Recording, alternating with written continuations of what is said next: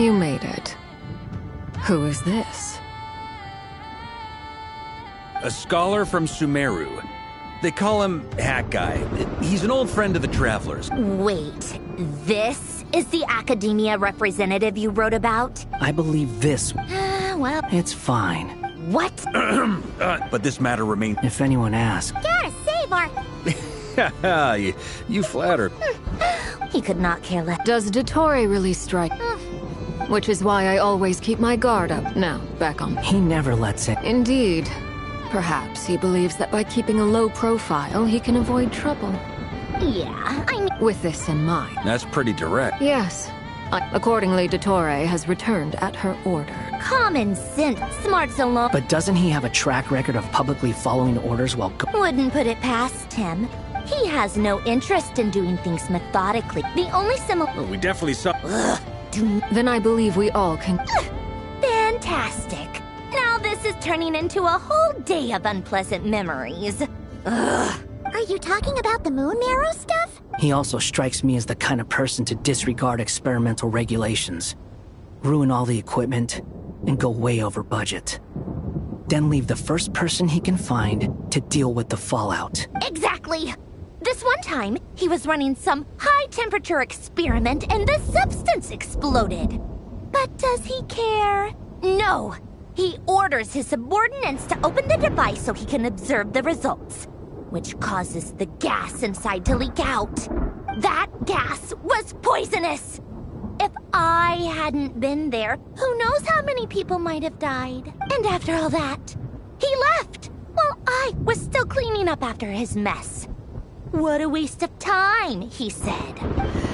Waste of time? The nerve! He wasted my time! You've been bottling that up for a while, huh? Hat Guy, I must say, you seem awfully familiar with internal Fatui affairs. Especially when it comes to Dottore. Thank you, Lady Harbingers, for providing such valuable information. I have no other questions for now, so I'll be on my way. Wait, what? You're just gonna leave? You're welcome to join if you want. Ugh. Just when Paimon thought he'd finally mellowed out. He makes quite the impression. I'll say. I've met tons of headstrong people, but not many of them would join me in bad-mouthing Dottore. Anyway, back to the main agenda. Barca, you said that Columbina has gone missing? Or rather, disappeared. Yeah. We're working on building a connection between her and this world. The simplest method is to find out her real name. I've actually asked her that question before, but she said she didn't know. Considering our relationship, I doubt she was lying to me.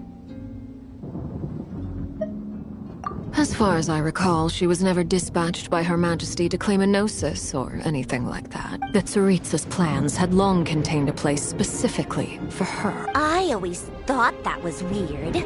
What could she do that the rest of us couldn't? Knowing what we do now, it's probably something related to Kavaki, right? More than likely. When she first arrived, Columbina would often go to Her Majesty and ask when she could start the task assigned to her. But Her Majesty always gave the same reply. The time has not yet come. So she spent her days in Snezhnaya doing basically nothing. The Tsaritsa has summoned a beautiful blind maiden to be a harbinger, giving her the third seat by virtue only of her enchanting voice. It was a dumb and stupid rumor, but the reality of the situation made it hard to refute. And what happened after that? I imagine she stopped caring. She no longer seemed to care why she had been recruited, and Her Majesty never gave her any missions. So she just continued to sing in the flower garden. For my part, I was busy. So busy, in fact, that watching someone be that idol had me fuming. But still, I got the sense that she had long been used to a life of other people claiming she was needed when she wasn't. just felt that having a place to stay would cost me something eventually, and so I waited quietly for the day that I would have to pay the price. And on the other end of that spectrum, you had me. Someone once told me that I had the lousiest work and the toughest luck. That's a good way of putting it. I forget who said it, but those words have always stuck with me.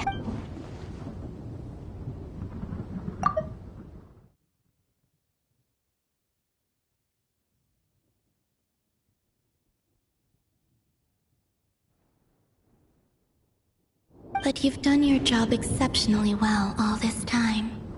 Because at heart, you are a conscientious person. What is it? Something come to mind?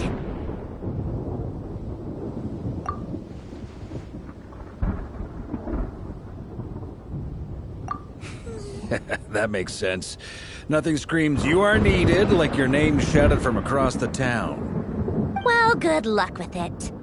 But if you ask me, Colambina is still the most shoutable name. I'm just so used to it now. After all the arguments we've had, I can't be bothered trying to remember another name for her. Nor I. Sandrone. Harlequino.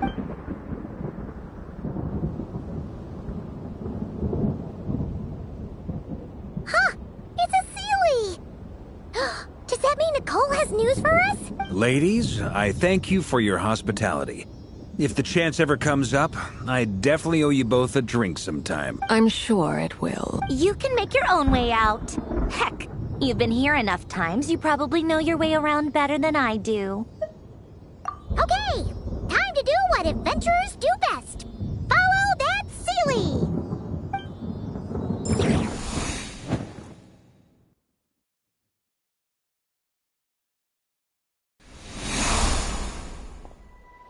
Here you are.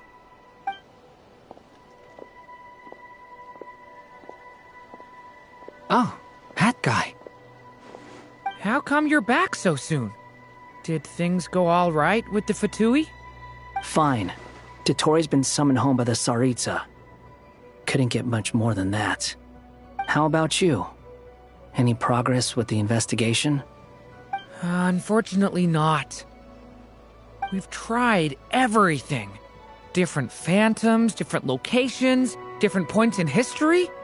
But the results were the same each time. Abyssal monsters roaming the land. People crying out in despair, with no hope of being rescued. Every time I see it, I can't help but think, is this what it was like in Mondstadt when Dragonspine Durin attacked? And if I fail in the task I've been given, will I create yet another tragedy? That's just meaningless speculation. When we encountered similar phenomena previously, I tried to interfere with those illusions, using sounds and lights to guide them. However, we could not change their fates. At most, we were able to extend their existences. The events of the past are like fate that has been written into Irminsul. There isn't a living thing in Tevat that can escape its past. But Miss Alice instructed us to try to find ways to change the outcome that these phantoms face. It's an impossible task. Can't you just refuse? Since she asked us to do this, I feel like it can't truly be impossible. Or if it is, well, mages can make the impossible possible. I could not have been born as Durin otherwise. But you also said that your past 39 attempts were fruitless. That's true. But you're still going. Yes. After this many futile attempts, surely you realize that you're not doing this because you still believe what some mage told you. It's because you want her hypothesis to come true.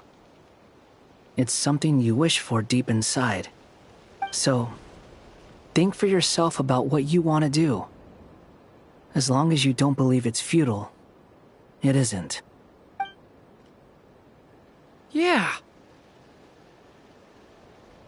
Previous experience indicates that we cannot touch the phantoms, which limits the effectiveness of our interventions. If we want to clear this hurdle, We need to break this rule somehow. Same thought here. Following the same rules means repeating the same failures. Reducing ourselves to mere playthings of fate. So you mean we need to figure out a way to make contact with them despite knowing that we can't? Yes, and I suspect that's something only you are capable of. Everything in Tevat is logged in Irminsul, but the withering that once occurred in Sumeru was a sign that the Great World Tree was being corrupted. This corruption allowed things that should not have existed in Tevat to appear. This is tantamount to rewriting reality to an extent. You're saying abyssal power might be able to affect those phantoms? No one's ever tried it before. If you're gonna try it, it'll take courage. And you have to be confident that you can control it. Is anyone there? Has anyone seen my daughter? She's missing. I have to find her. I hear someone inside. Spargana? Are you in there?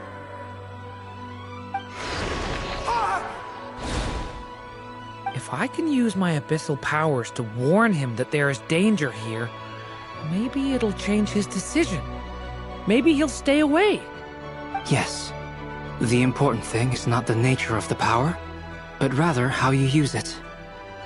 To intimidate and obstruct. Sounds about right for the Abyss. Well, let me try. I should be able to influence that thing. Have you seen a little girl? What? This isn't the time for that! Just run!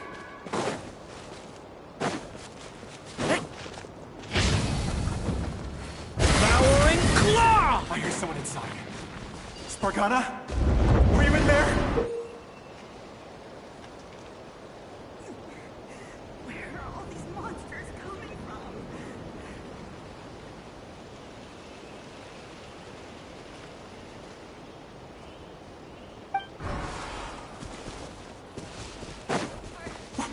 What is this? Looks dangerous. I should get out of here.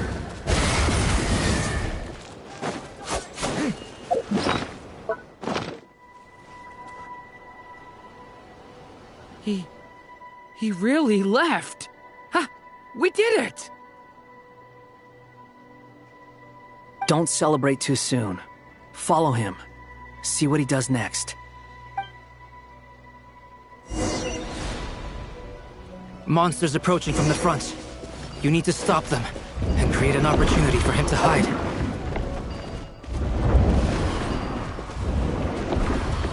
No! There's monsters ahead!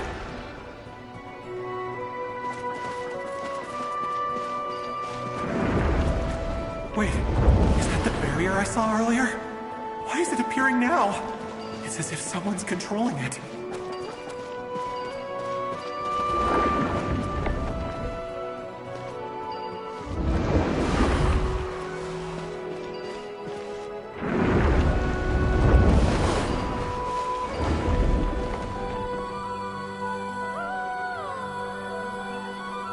The monsters are gone. Is it safe now?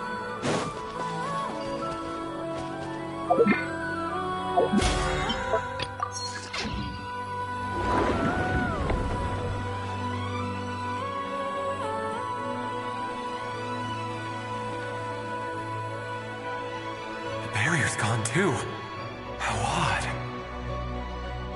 Anyway, I guess I'll keep going. Quickly, let's keep up.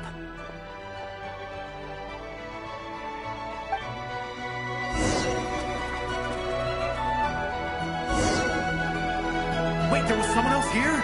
Don't go any further. We've got anti-monster traps laid out everywhere. But my daughter must just be up ahead. I have to go. This way's blocked.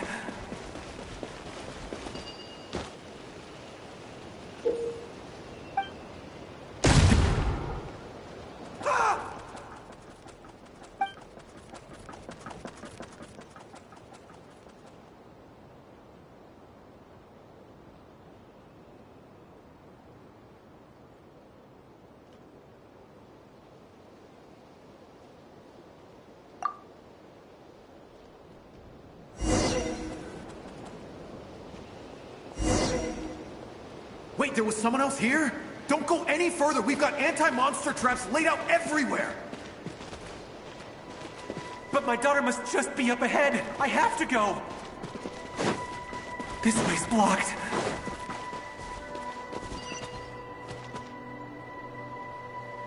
We might be able to use the explosives over there, but we need to take care not to hurt him. I'll use the barrier to keep him at a safe distance. This barrier seems to be helping me somehow. Hey, wake up! Oh, no good. Gotta keep moving ahead.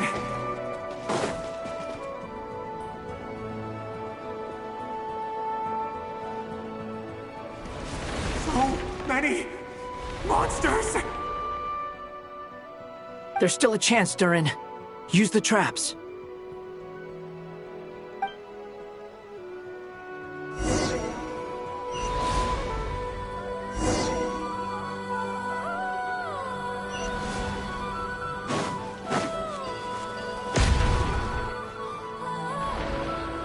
Help me!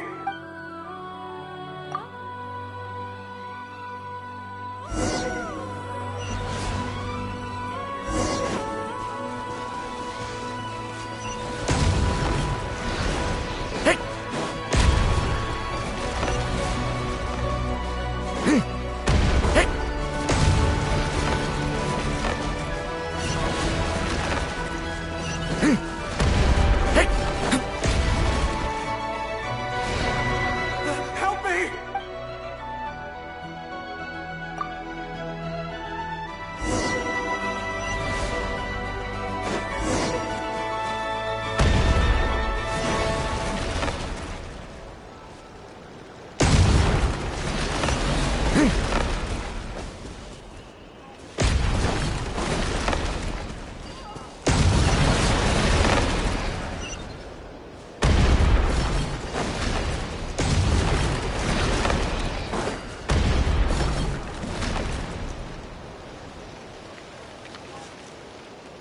This is a new development. I've never seen this happen before. We might just be able to save this person.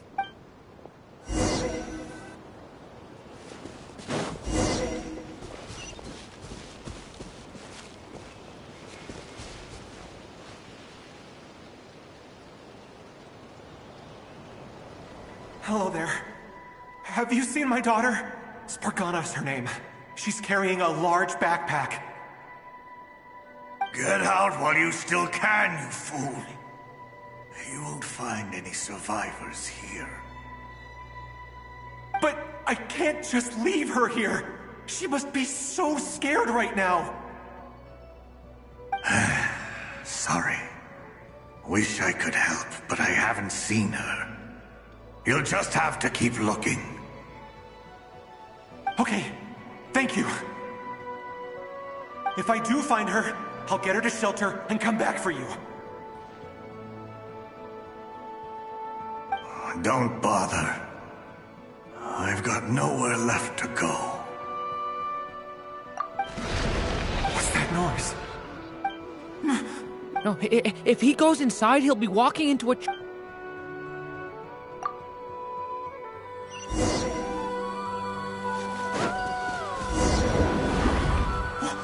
Why? How will I know where Spargana's gone like this? You know what? I'll trust this strange barrier. It's gotten me this far after all.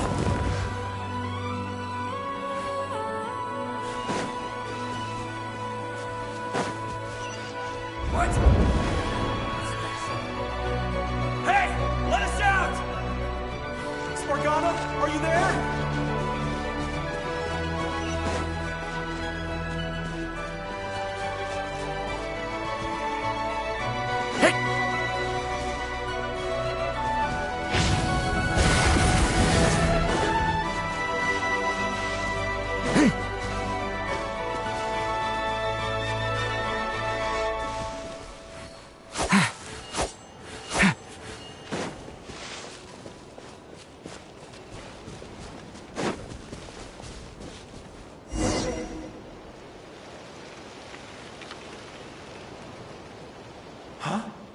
That looks like one of my daughter's books!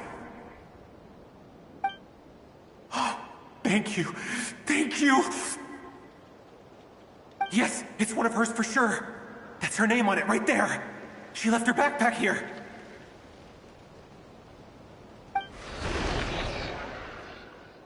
Durin, just like last time. Use the explosives.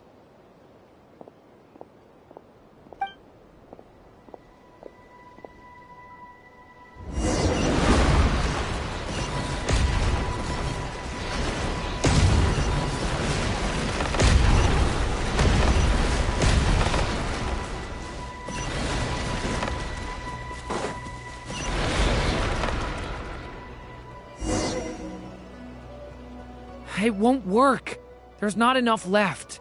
If he makes it in, he'll die. But then, this clue could be the key to him finding his daughter. It might not be the only one. Better he misses that clue than loses his life. I guess so.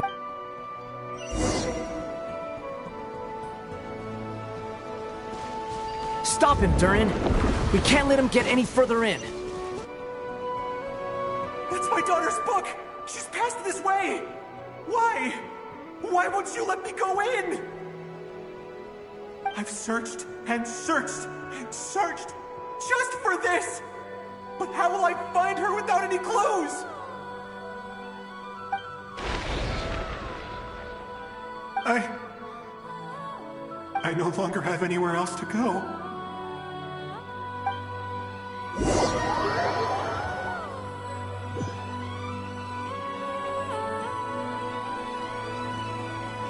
I'm sorry. I'm so sorry. He refuses to go anywhere else. Whether he opens this door or not, all that awaits him now is death. We couldn't change his fate. Albedo? Hat guy? Let's try one more time. I don't know how we're gonna do this, but I don't want to give up either.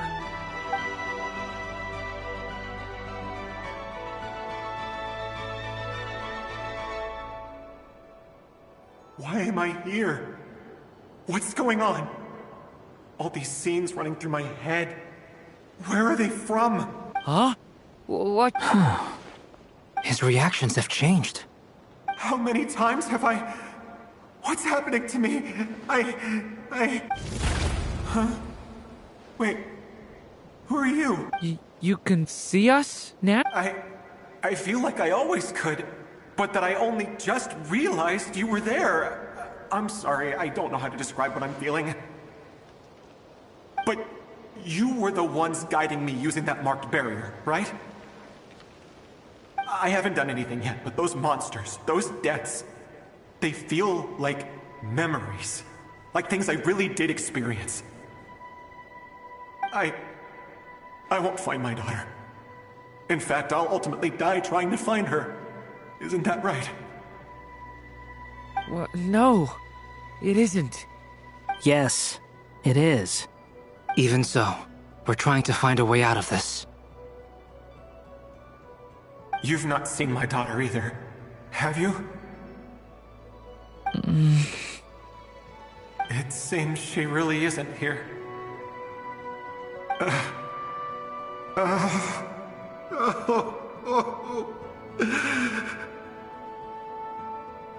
I'm sorry we couldn't help you.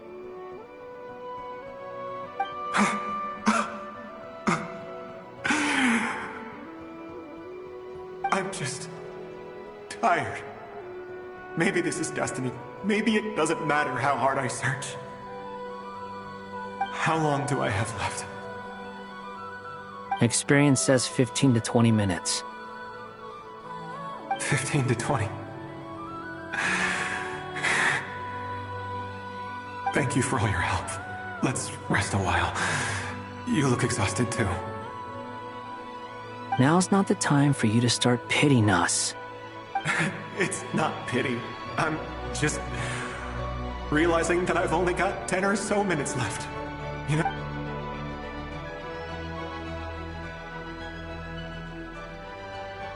You say you're from Mondstadt, yes? A place with windmills, where people enjoy limitless freedom? And you're from Sumeru, where they've built an academy into a giant tree? Yes. It seems you've never heard of either place. Those names are unknown to me, I'm afraid. Yes. Have you heard of Hyperborea? I have, but I heard that it was destroyed in the distant past. I see. That was where my ancestors once lived. What about Delphi Pytho? Was it later rebuilt? I've never heard that name. Then what about Sal Vindaknir? I have seen that name on stone tablets on Dragonspine. But I'm afraid the only things left of that place are its ruins. I see. Sure enough, there was no way to turn this around, huh? I'm sorry.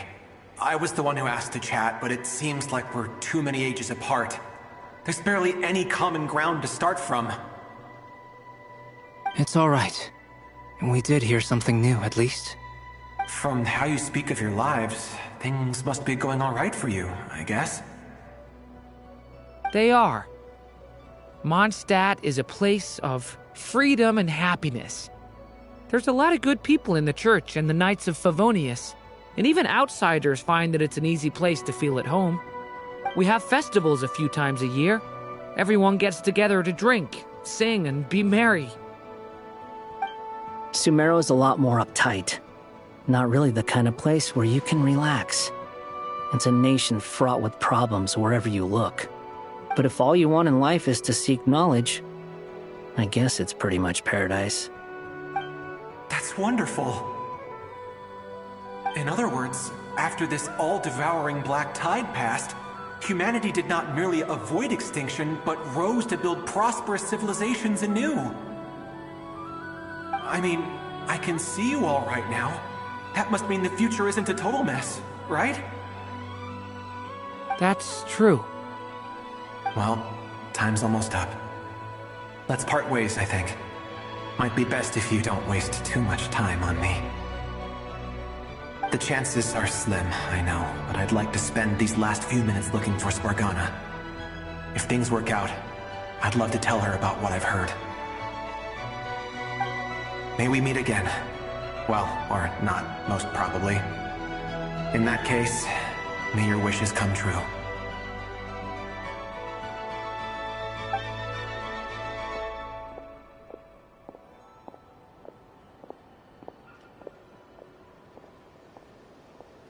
He's gone.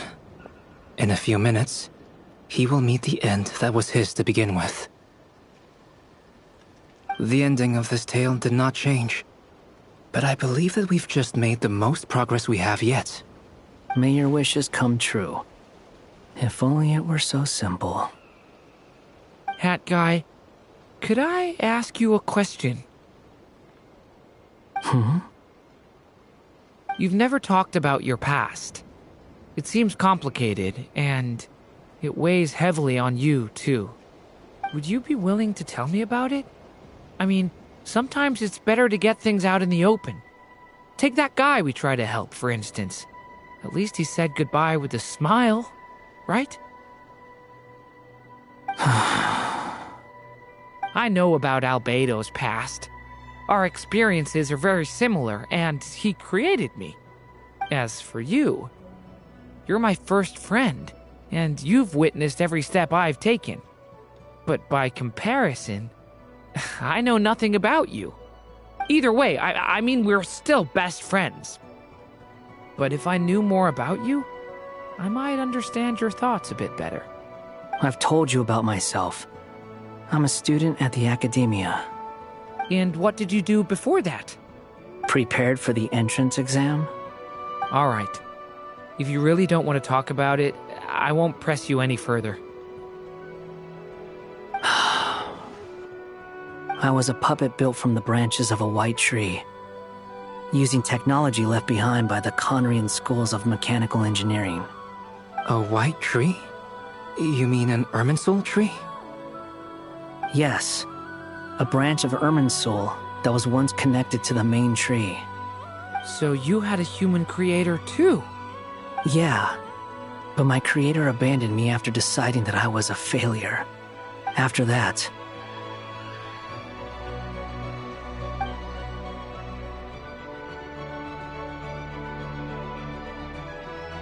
Durin, resisting the influence of the Abyss, suppressing the urge to destroy, trying to do the right thing. None of these things are easy. But no matter how hard they are, trying to rewrite past wrongs is far harder. You asked me if you would create a new tragedy if you failed. I told you there was no point speculating about that.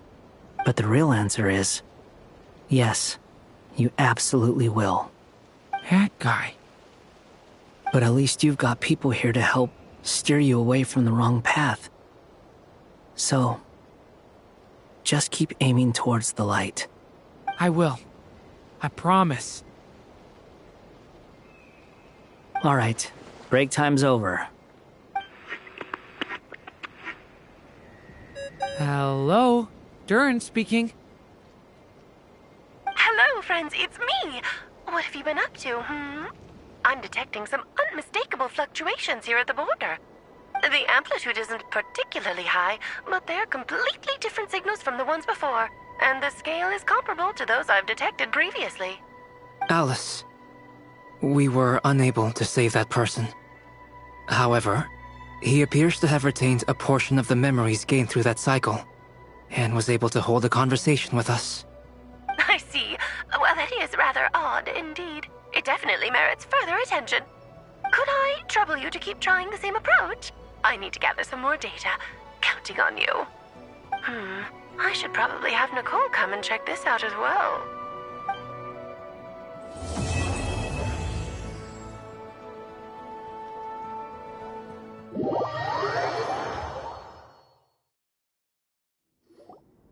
There you are. I was worried you might stop to collect treasure chests opened by the Seelie along the way. It would have taken you so much longer to get here. Another conversation I cannot hear. I am delighted to see that you understand what takes priority, and that your adventurer's instinct has not swayed your resolve. Really, I must applaud you for it. You should know. Paimon's head. Okay, I'll try and keep it short. My senses are telling me that this is where we shall find the entrance to the ruins. Oh, cool! Well, what are we waiting for? Let's open it up and see! Patience. This was a sanctuary of great importance to the Hyperboreans. A special process is required to open the gate. Oh! Like the place that housed the Eternal Moon's marrow?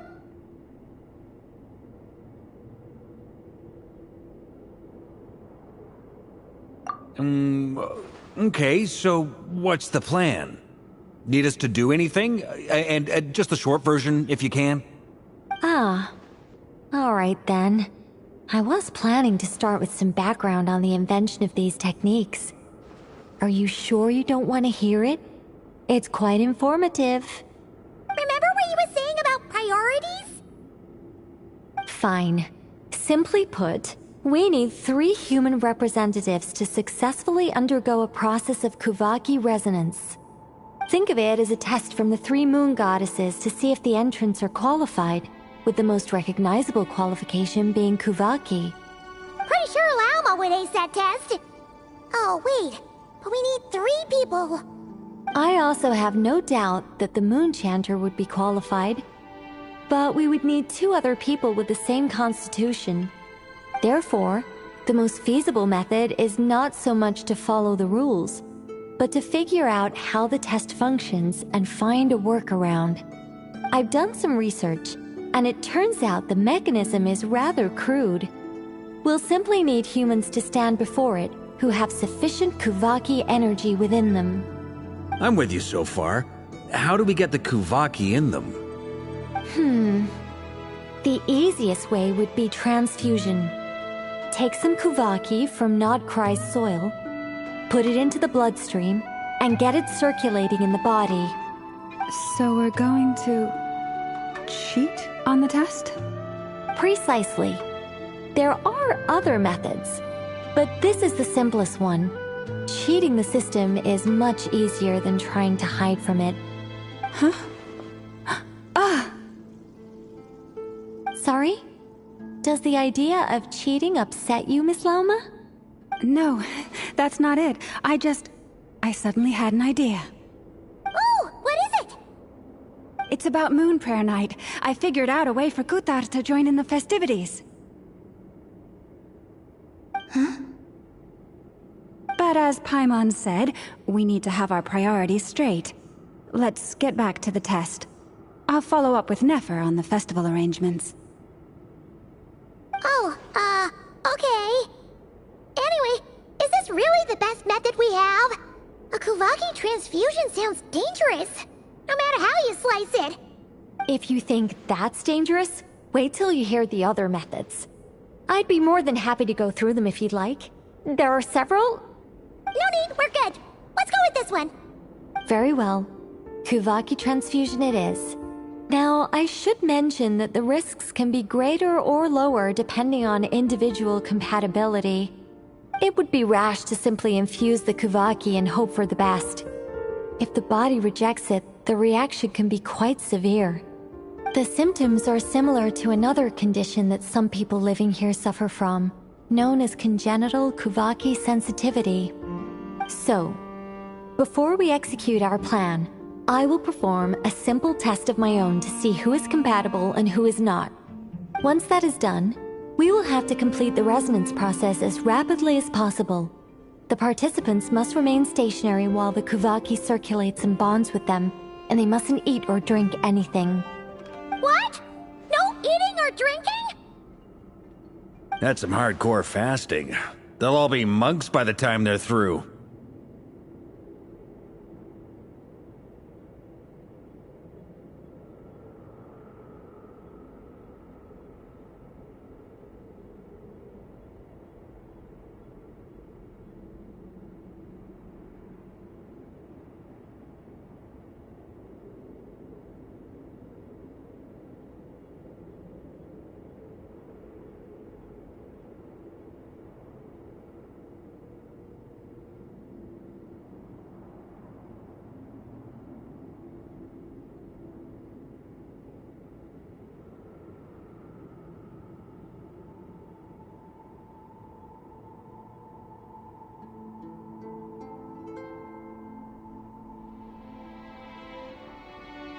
"3 days. Oh, that's so long! And we still need to find 2 more people who are not just compatible, but also willing to volunteer. Fasting? What are they talking about?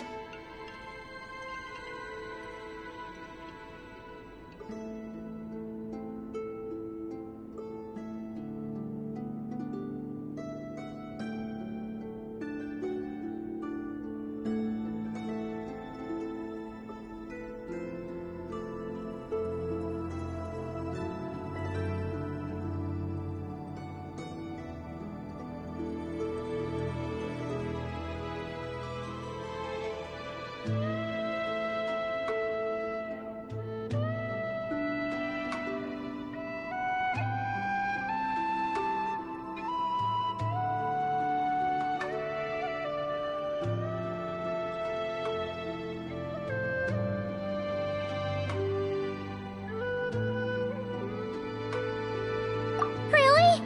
Don't you want to think this through? Haha, count me in too. 3 days without food? I can handle that. Miss Nicole has made it clear that this is the easiest way. The way I see it, there's nothing else to discuss. It's time to step up.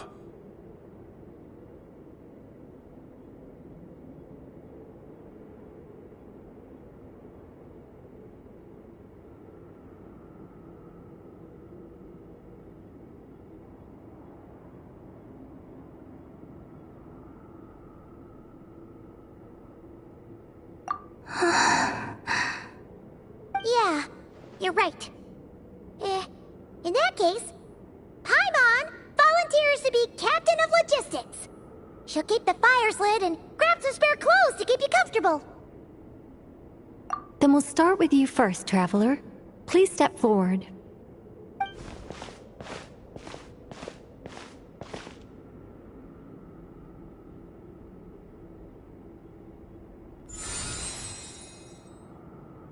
How's it going?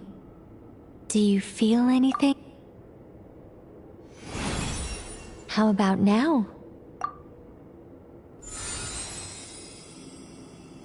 And now?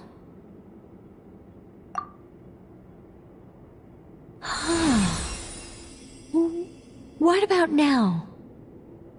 You guys, it's not a competition, you know. All right, I'm officially impressed. Even as a descender, you can withstand far more than I imagined. It's like I summoned a giant stone titan to arm wrestle you, and your arm hasn't even moved an inch. In my last attempt, I infused 5 times the amount of Kuvaki required. Yes, safe to say, compatibility won't be an issue for you. You're eligible to join. You're next, Mr. Varka. Sure, here goes nothing. All right, I'll start where we left off. 5 times the required Kuvaki dose. Whoa, whoa, whoa, hey, wait a minute. How's it going? No, not great. I kind of want to puke. Feels like I've been drinking too much. A few bottles of wine, then a big stein of Dark Horse.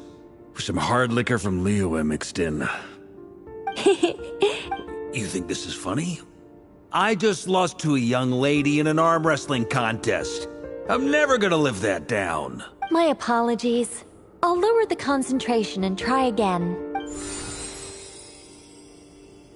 Oh. How's it going next? I'm not as dizzy as last time, but I can still feel it pulsing around. In that case, you wouldn't be an ideal choice, Mr. Varka. Let's try someone else. Okay.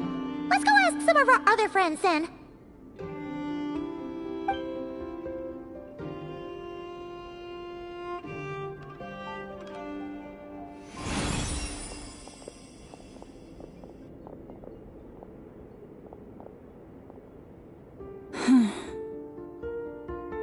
No surprises here, Miss Moonchanter.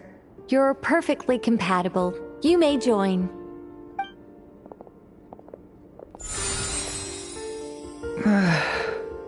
I'm getting a slight headache. Shame. You were so close. Whoa! I'm itching all over! Allergic reaction. We can't have that. Huh? Well, are you gonna start a walk? The Hexen Circle is an organization that cares for and protects children. We will not have...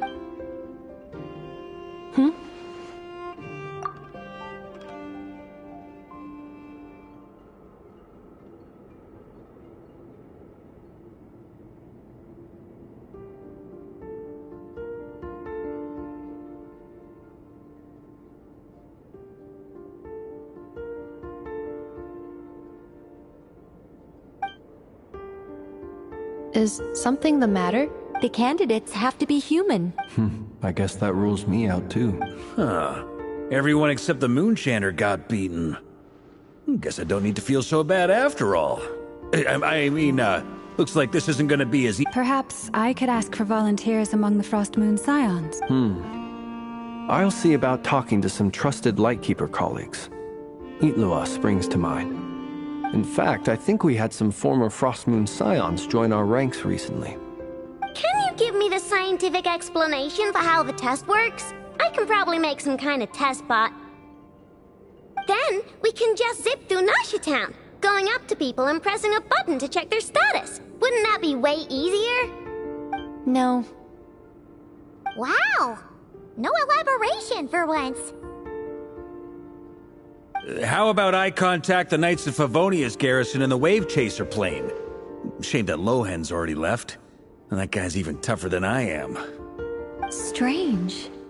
The Moon Goddess is clearly revered by many people. So why is she on the brink of disappearing? She mentioned that the world has rejected her from the very beginning. And when we fought the Rakhir of Salnari, it seemed like she exhausted her power for our sake. Also, Paimon's not sure revered is the right word for how people feel about her. Gratitude, sir. It's Yeah. Even though she looked like she didn't care, she still saved a ton of people, including me. A review of the relevant data leads me to conclude that Miss Columbina is a good person. Yep, you bet! They really think so? I'm super surprised that Columbina isn't her actual name, though. I think it really suits her. It's light and graceful and... yeah, just a really pretty name. I know, right? Unfortunately, that's not our decision to make. Columbina.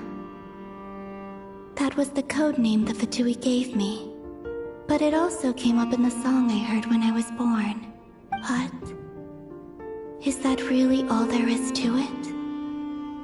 What do I truly think of my own name? Is there anyone left who will still call me by that name?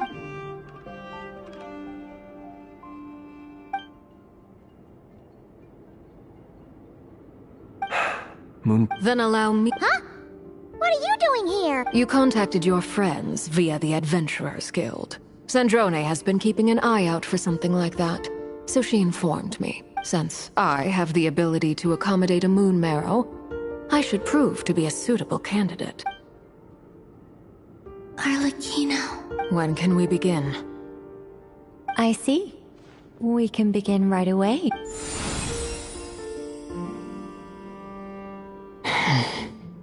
How was it? Did you feel any discomfort? Not at all. Then it seems we shan't need to look for additional candidates after all. Great! Cool! Alright, like Paimon said, the rest of us can take turns making sure the three of them stay warm and comfy. Then, my job is to take care of the caretakers. I will ensure everyone receives food and accommodation. I'm ready as well.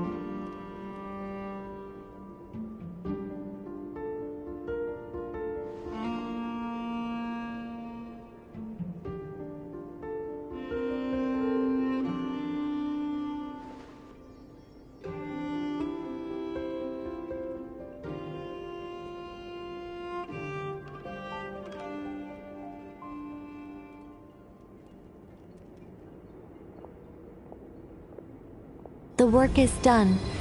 The sacred scroll shut. The stars grow dim, the people silent. The white sun sets, the silver moon rises. O path to the temple, appear now before us.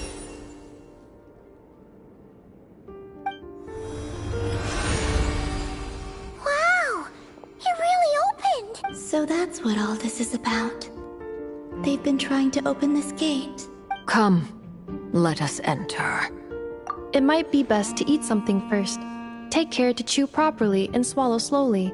It will give your body time to readjust to the digestion process. They will head in soon. They will need to enter this gate.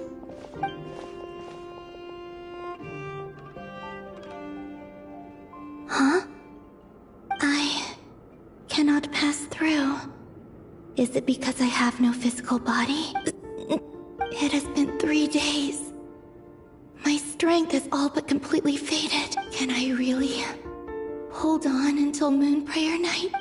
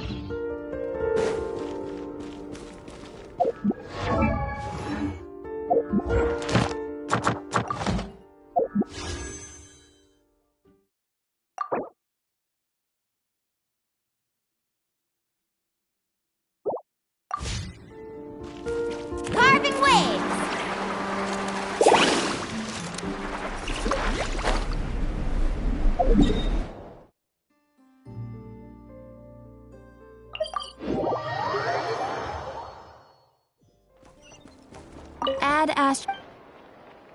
Thank you for Surfboard?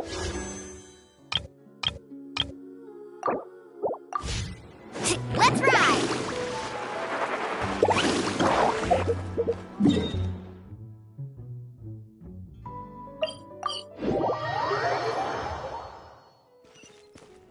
Need a surfboard?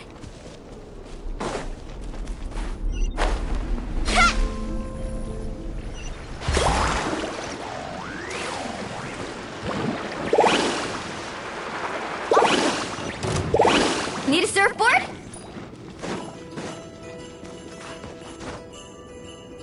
Yeah! Faster!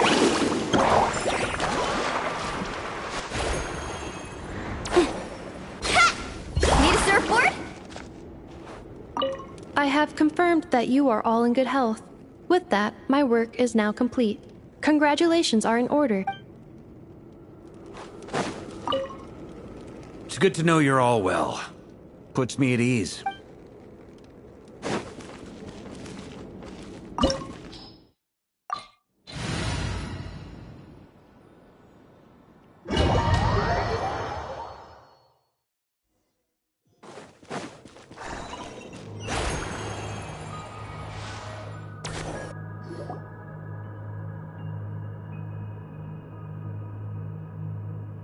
Are these people...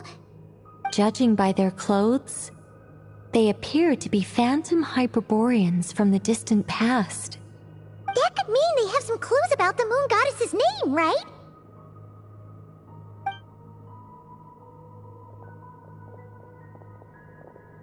Hey there! Could you tell us what the moon goddess's name is? Sorry. That's probably a weird question, huh? How do we explain this? The moons are long gone, and their goddesses are dead. Their names no longer mean anything. When a new moon goddess is born, we will surely know her name. We have used every last resource at our disposal. All that remains is to wait, patiently and quietly.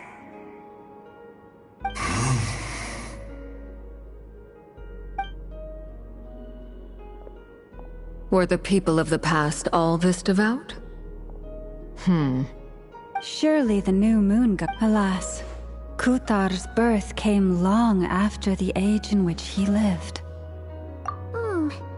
But, maybe if we find a phantom from a more recent age, they might know Columbina's real name. True. Keep an eye out. We should be able to tell which era they're from by the clothes they wear. Yeah! You've been pretty talkative this whole— Oh, nothing. I'm fine. You all make good points. When the Hyperboreans speak of moon goddesses, they mean the three from truly ancient. There once was a time when the moon god. Yeah, that's. Let's continue on. Who knows what else we.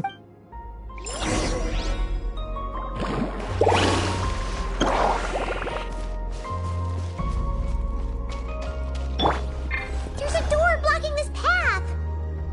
Not a problem. Try this. Whoa! How did that door suddenly collapse? This device was maintaining the door's integrity. Remove the core, and the device stops working. Is this our destination? Impressive. More precisely, this is a device that will help us reach our destination. Let's go. We still have a long distance to cover.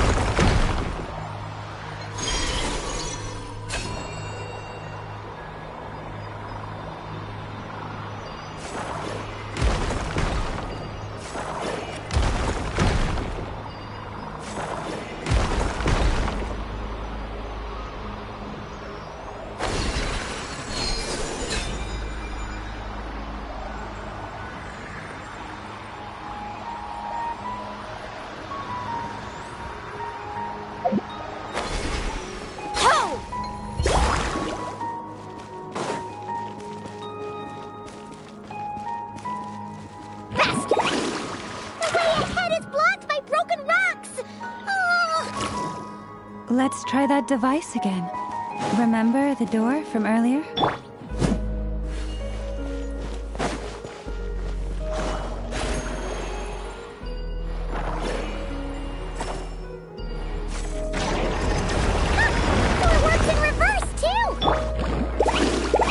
The humans we see are all phantoms, but the monsters are real. What a fascinating place. There'll be plenty of time to admire it later. Dead meat!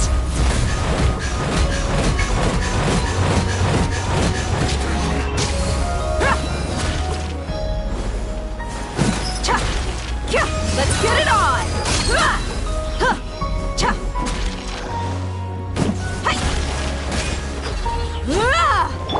Shower me with praise! Cast your worries to the wind!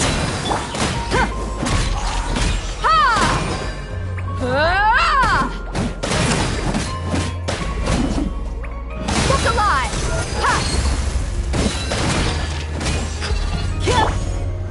Check this out! Best of luck! Faster! Ooh, there's a whole bunch of artwork in here. Seems pretty old. Nicole, this is probably your area of expertise. What do all these paintings mean? Let me see. To understand these murals requires some knowledge of the history surrounding the War of Funerary Flame.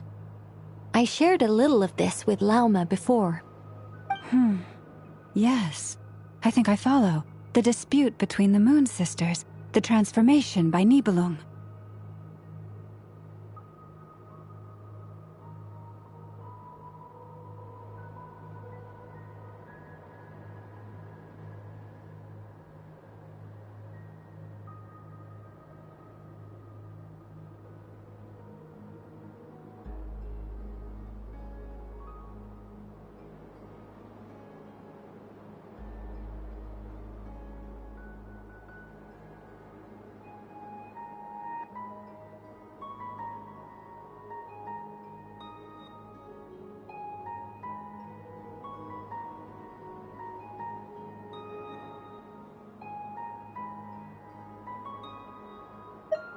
Oh no, it's no trouble.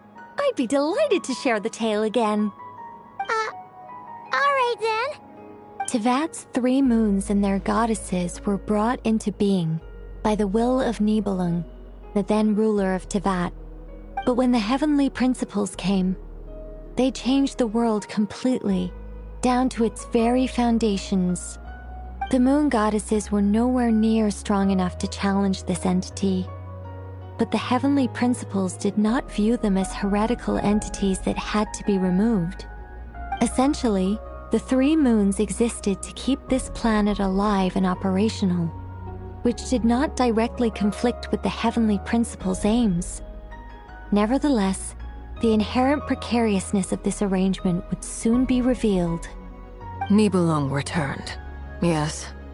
He did, and thus began the War of Funerary Flame, a battle for dominance between Nibelung and the heavenly principles. Discord would soon emerge between the 3 moon sisters. One would voice the opinion that they should follow Nibelung, for it was he who first hung the moons in the sky. Another would argue that taking sides in the conflict would only bring the world closer to ruin. There was no telling where it would lead, especially since their creator had returned, bearing the perilous power of the abyss. Nibelung would eventually discover their disloyalty. He had all 3 imprisoned before transforming the moons into weapons with which to fight against the heavenly principles. What? Weapons? Yes. The very moons that had once defended the planet became instruments of death and destruction, striking terror into the hearts of all living things. And although the heavenly principles and the 3 moon sisters had once been at peace, it now seemed that the moons posed an unacceptable threat to Tevat. It is possible that the heavenly principles did not know of the goddess's imprisonment. If so, the weaponization of the moons would surely have been viewed as an intentional breach of the peace agreement.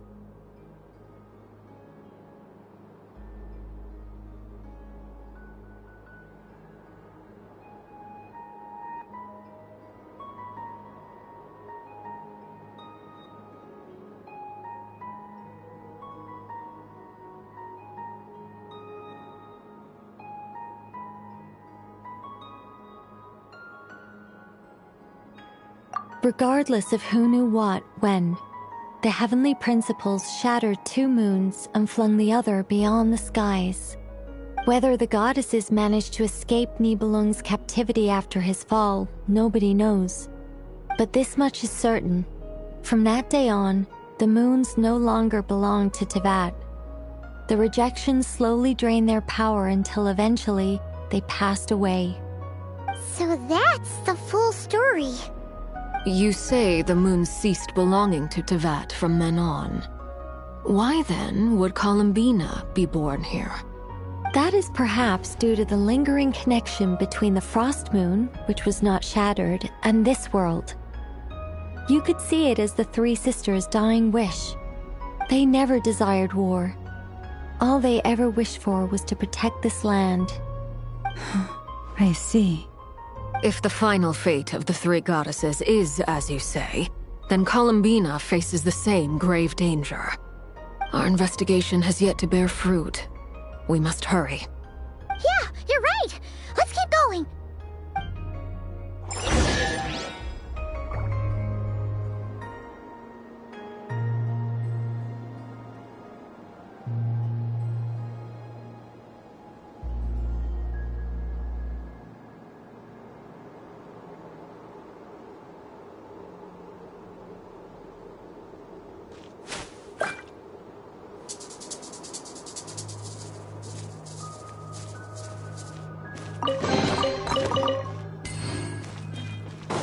Carving waves!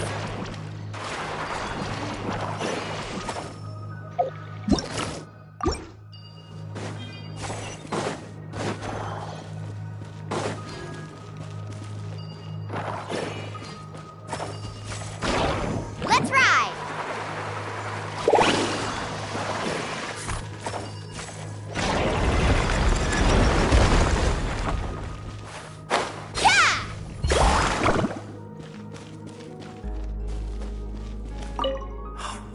Remember his... Should we trust him to keep his We have to. Wait, that's odd. Who is...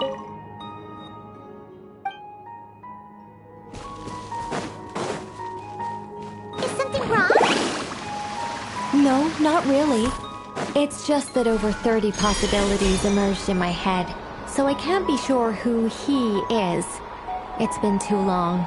My memory isn't as sharp as it once was. Okay. 30. Wow. Impressive.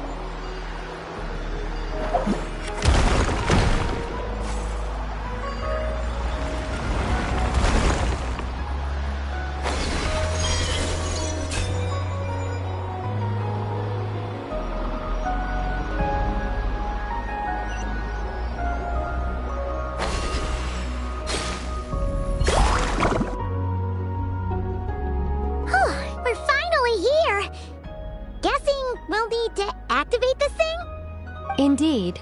I was a little worried about that at first, but as we got closer, I sensed that the Kuvaki within it flows unimpeded. It should be functioning normally. The only issue is how to activate it. It's looking a little worse for wear. What about the cores from some of the other devices we've seen? Can we repair it using those? In all likelihood, yes. I imagine that would have been the Hyperborean's backup plan. Let's look for some cores.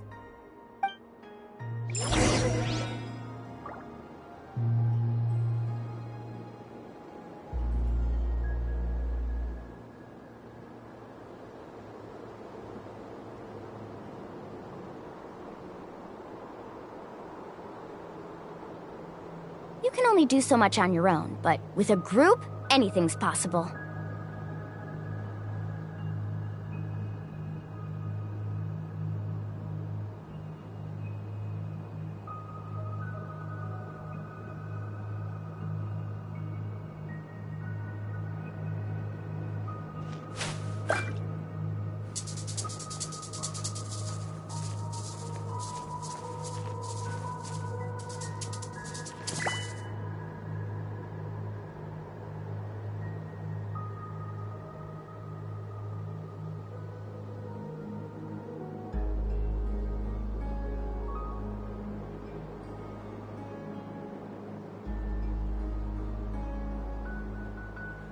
Ever tried chasing waves before? You wanna try? Well, come on, no time like the present. I'll help you find the closest beach.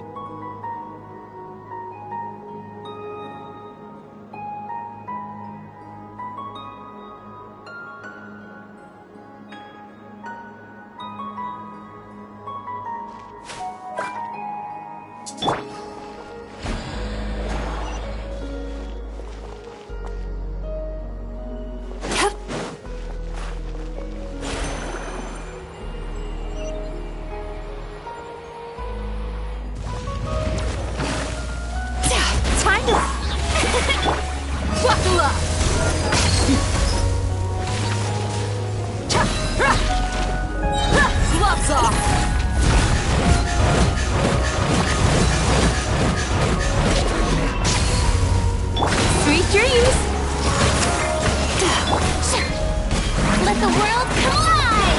Carving waves!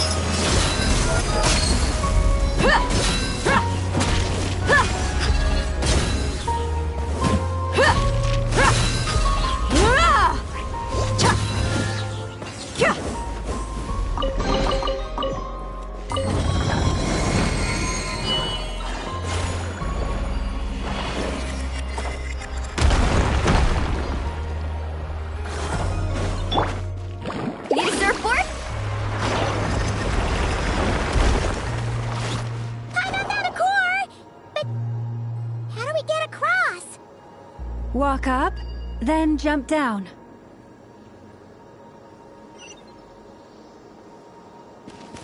Faster!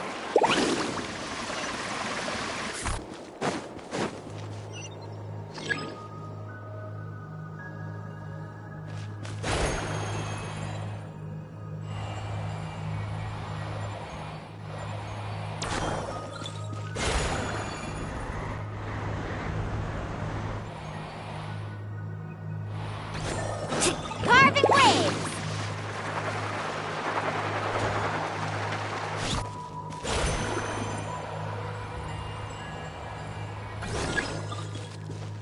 Faster!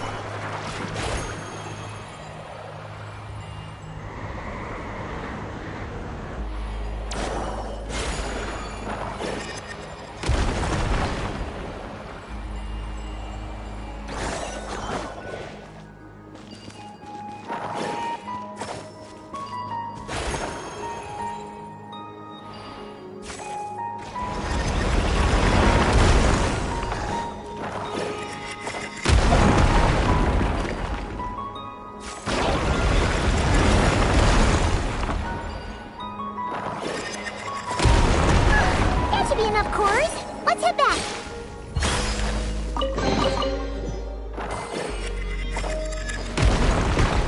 Need a surfboard? Carving waves!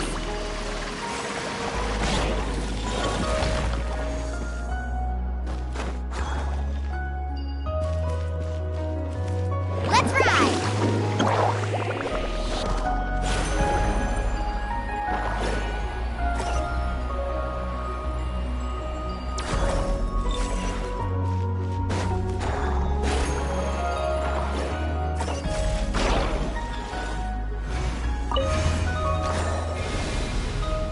The device is up and running.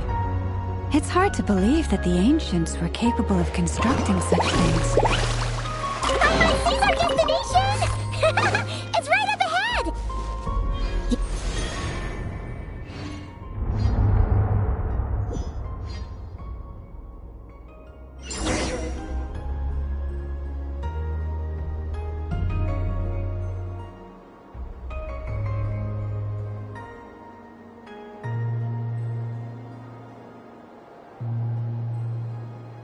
The most important part of going out to have fun is, well, going out. So just show up and I'll handle the rest.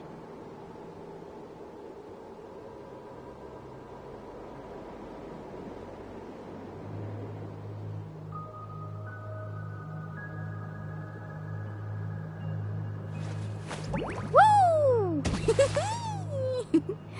Whoa! Whoa! Ah. Whew.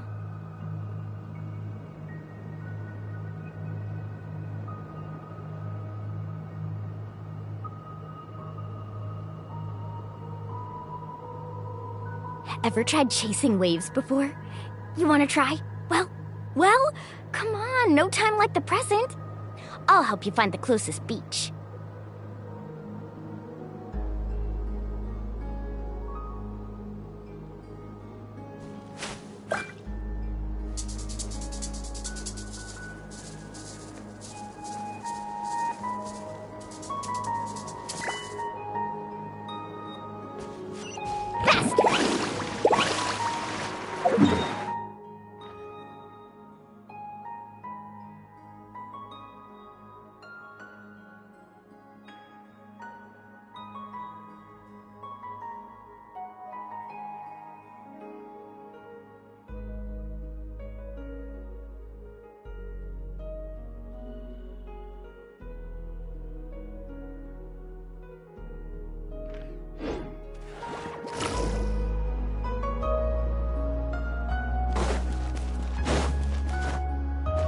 Let's ride!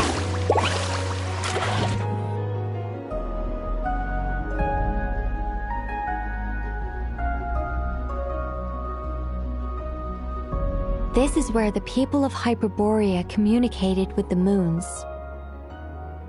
We need only place the moon marrow upon this platform on Moon Prayer Night, and we shall be able to open a portal to the moon and send our moon goddess back home. The assumption being, of course, that we can find her first.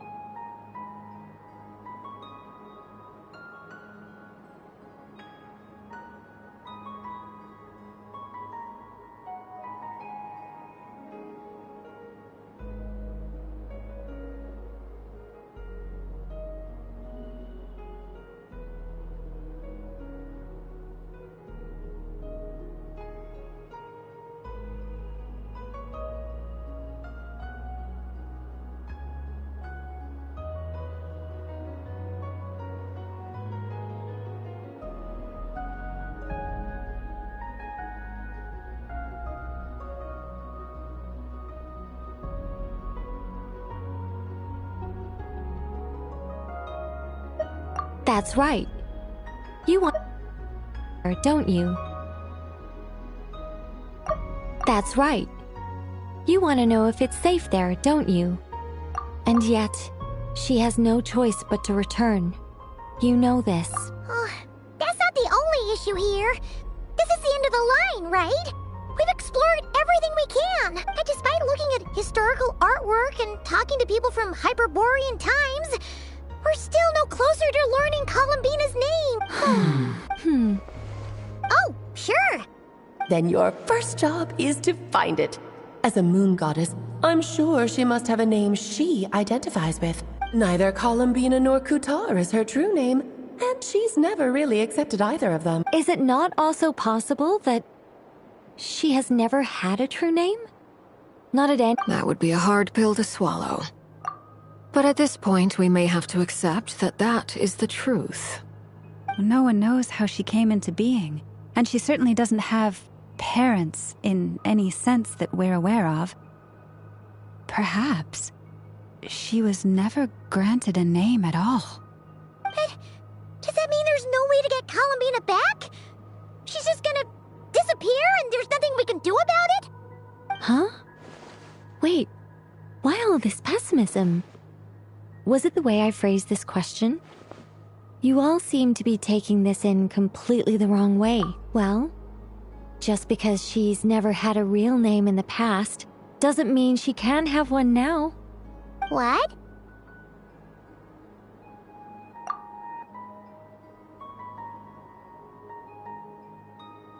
Think about what Alice said again. She never once said that you'd have to find a new name, did she? Are you saying what I think you're saying? Yes. Names are anchors that connect us to the world. If she doesn't have one already, then all we have to do is create one, no? It's like... yes. Traveler, when you first arrived in Teyvat, do you think you would have turned around if someone behind you shouted, "Hey, Tumaini"? But what about now? I understand what you mean. Life is a long journey. Even the friends and family by our side can change over time. When people call you by different names, what matters isn't so much the words themselves, but what they symbolize. And of course, whether that resonates with you. Lumine. So, close your eyes and picture the moon goddess in your mind. If you were to call out to her in this moment, what would you say?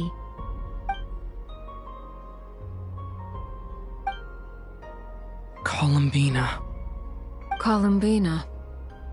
Paimon would call her Columbina too. Well, she has long forsaken everything that Kuthar represents.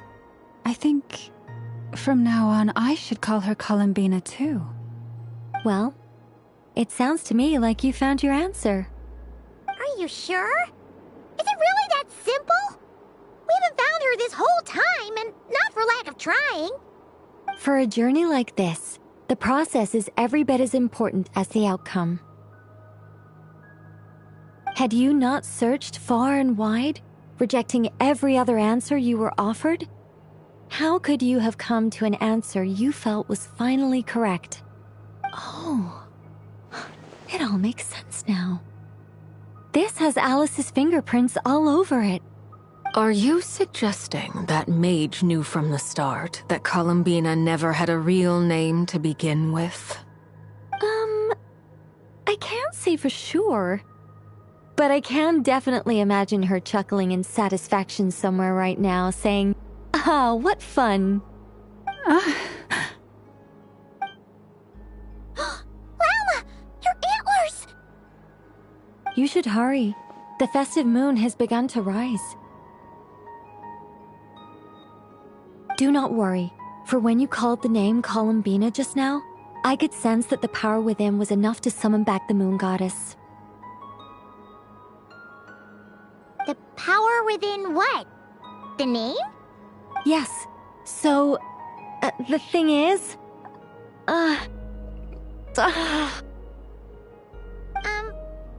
What's wrong now? This is so annoying. I really want to explain how that whole thing works. Starting from the founding principles of Teyvat and... Oh, I could talk about this for hours. But... Deep breaths, Nicole. Deep breaths. You're an angel. A sober, sensible, solemn angel who has her priorities straight. Okay then. Sorry for asking. Clearly a bad call on Paimon's part. Anyway, you all need to hurry. Last thing, remember how it felt when you called out that name. Then it is agreed. By the name Columbina, we shall find her. Then we'll throw her the best Moon Paranite party ever! And at last, We will send her home.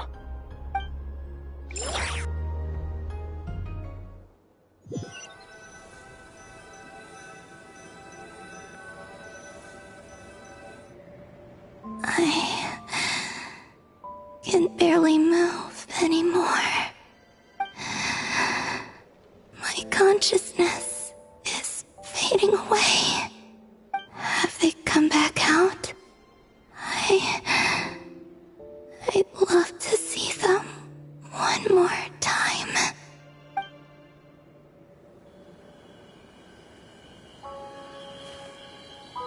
They didn't make it.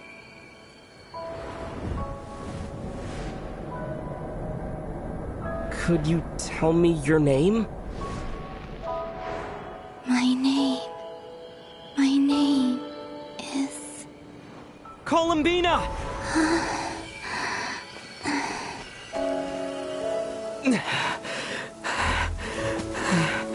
Columbina! Are you here? Columbina! That's the name you gave when we first met. And it's what I've called you ever since. Columbina. It's a fine name. I have many fond memories of Columbina, and so do all of your friends.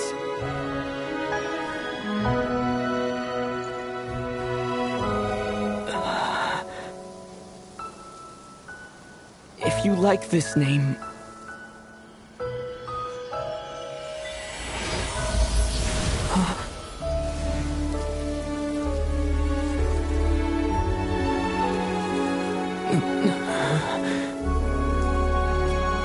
Looking for me?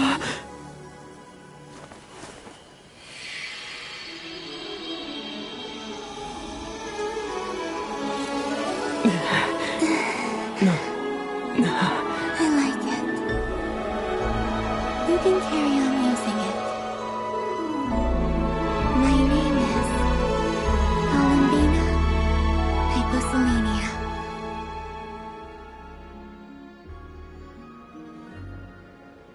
Columbina Hyposelenia. That's a wonderful name. I never thought that Columbina would become my real name, but after I met you and my other friends, the things that this name stood for slowly began to change. It went from being a Fatui code name to something my friends call me. What is it? Why aren't you saying anything? I'm just so happy for you. Thank you. So, where's everyone else? We can go and meet them very soon. Everyone went to different places to try calling your name. Great. I'd like to thank them as well. Everyone's done so much for me. Searching for my name, entering those ancient ruins. Huh? Wait, so you were... Yes, I was there. Not physically, but my consciousness was still holding on. I followed you the whole way. Starting from when? You turned around and called out my name while you were in Nasha Town. Do you remember?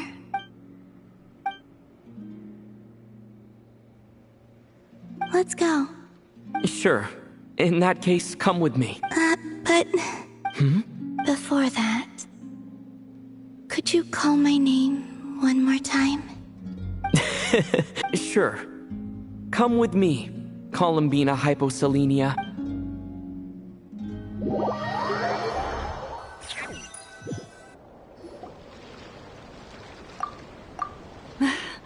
Columbina. Oh, this truly is wonderful. Llama, I can't breathe. Ha ha! Just in time for Moon Prayer Night. It's good to have you back, Miss Columbina. Yeah, we were worried sick. Thank you, my friends. With your help, I now have a name that belongs to me. Columbina Hyposelenia. Where's the second half from? You added it yourself?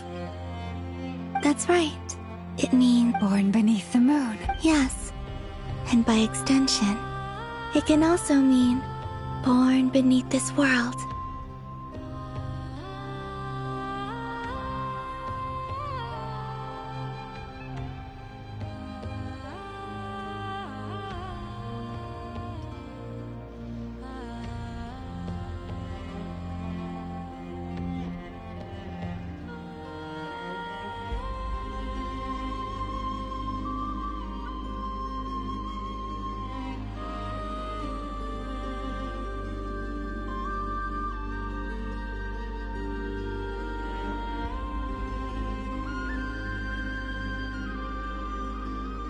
A fine name.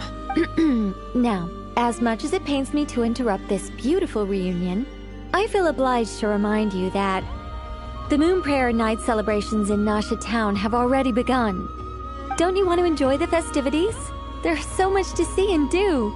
And some of the ambient lighting and entertainments were sponsored by the kind souls in the Hexenzirkel. Nicole?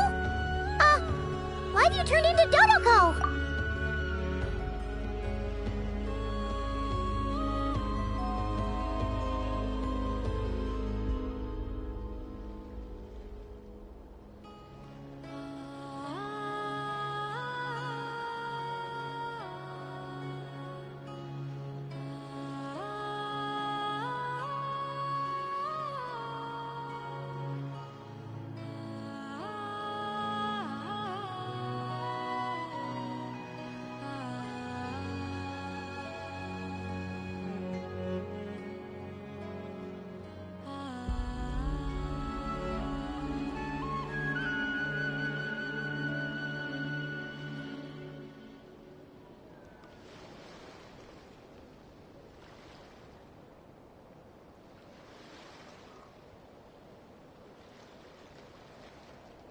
So you're Miss Nicole.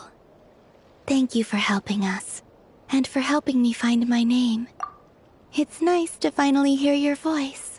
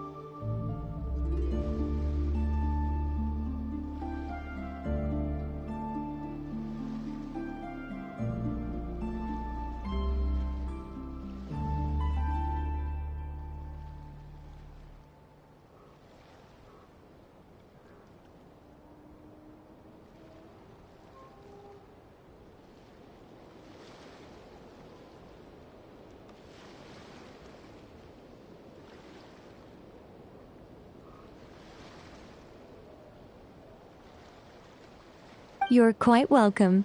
Guiding lost people to hidden treasure is what we Seelie do. And if you ask me, spiritual treasures are far more precious than material ones. Chests are all well and good, but this was what it's all about. Ah, so satisfying. Anyway, I had to go help Alice. It seems like she ran into some trouble. That's why I couldn't be here in person. But don't worry, we're with you in spirit. We'll be celebrating right along with you. Keep an eye out for the Hexenzirkel's festive stalls in Nasha Town. I think you'll like what we came up with. Alice said she even managed to rope B in this time. The Frost Moon Scions have also prepared various attractions. I believe Aino and Effa and their crew are setting things up as we speak. On that note, Nefer, about that request I made. It's all in hand. Yehoda is on site to ensure that everything goes off without a hitch. Wonderful. In that case, traveler.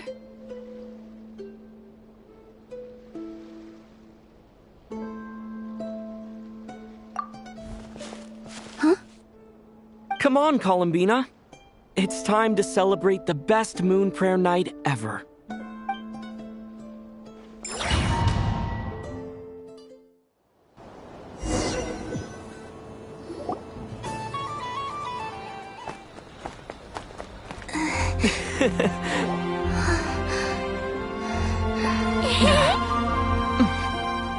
Hey, young lady.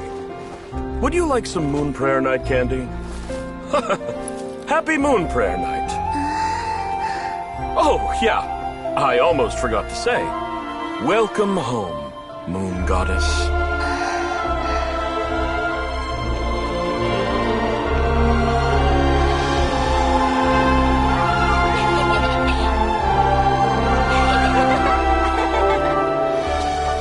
Welcome home, moon goddess.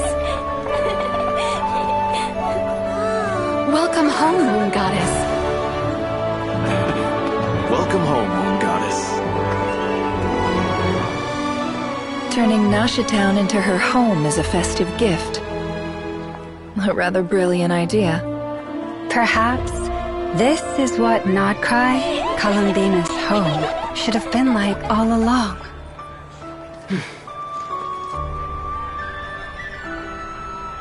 Thank you for the gift. I like it a lot.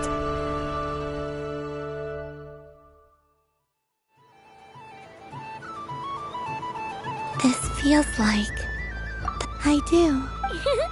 Quite a strategy you... Apparently so.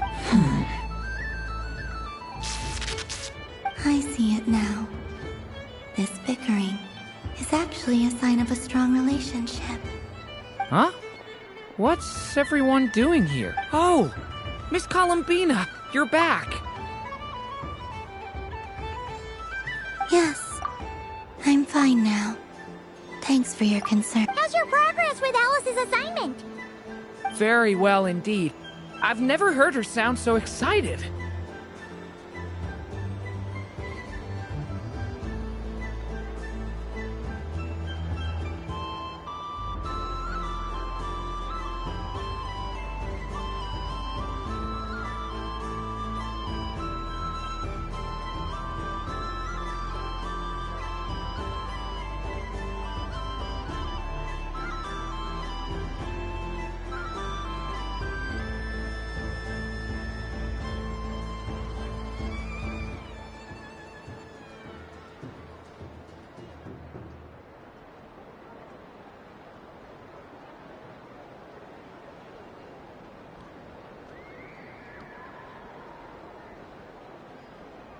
Not like this.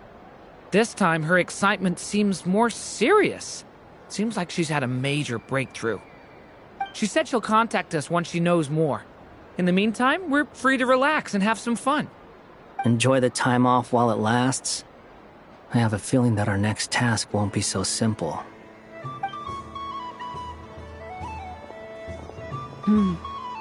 I should go. I still have a few things to attend to at the Frost Moon Scion's stall. And I think I'll take a look around. With any luck, this once-in-a-year festival will come with once-in-a-year opportunities. Hold up a second. Where's Varka?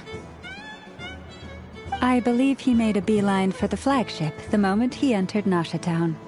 Ah, that's Mondstadters for you. They know what they want when festivals roll around. Goodbye for now, Columbina. I hope you have a wonderful night. I will.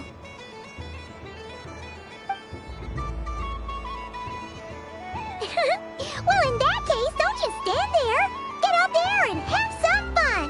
You'll definitely get a warm welcome at every stall. Oh, also, take this map with you. It's a guide to the festival.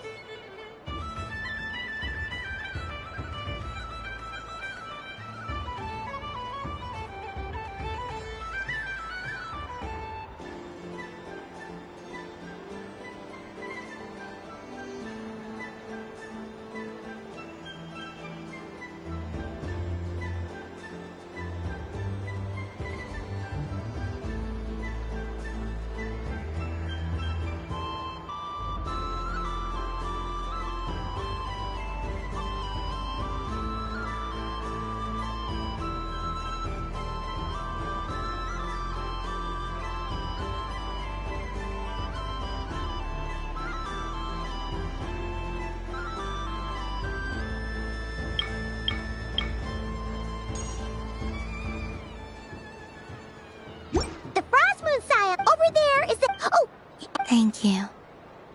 You're not. We'll be around, but yep.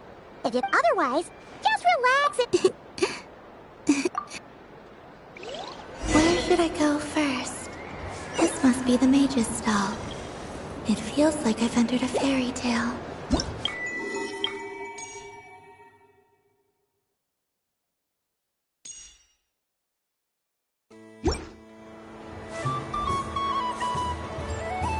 So this is the Frost Moon Scions area. It feels very... But I was aiming right at it! Aw, what a pity. I saw it with my own eyes. You were so close. That's not true! It dodged out of the way right as I was about to snag it! I'm sorry? You heard me! This paper frog can move! I swear! Dear, oh dear, what are you saying? How could a paper frog move? Unless you believe there really is magic in this world. Even if I, the mere humble merchant that I am, knew such magic, surely I would not use it on a paper frog. I'd sooner give Mora legs, so it could walk right into my purse. My dear, dear customer, why not have one more try? This time I'll give you 12% off. A very generous discount for one of my most regular customers. Just think about how much experience you have under your belt now. You're sure to win the next one. Darn. I used up all my coins. I'll be right back.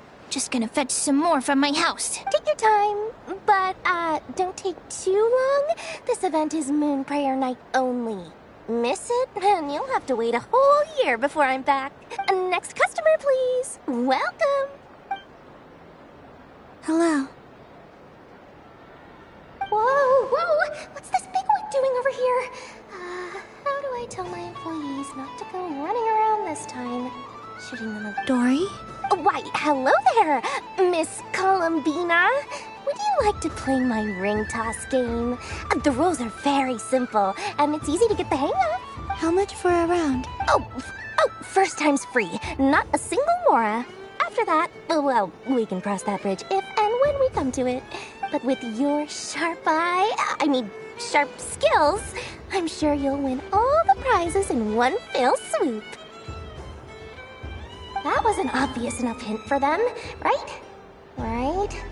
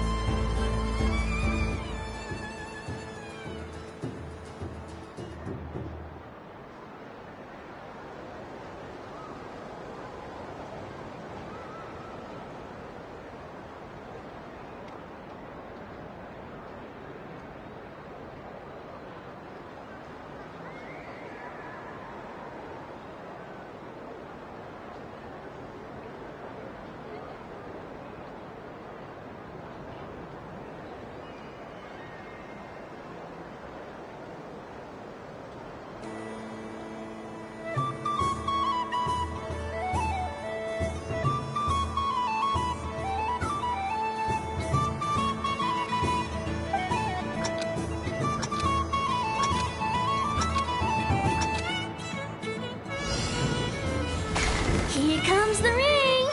Oh, peanuts.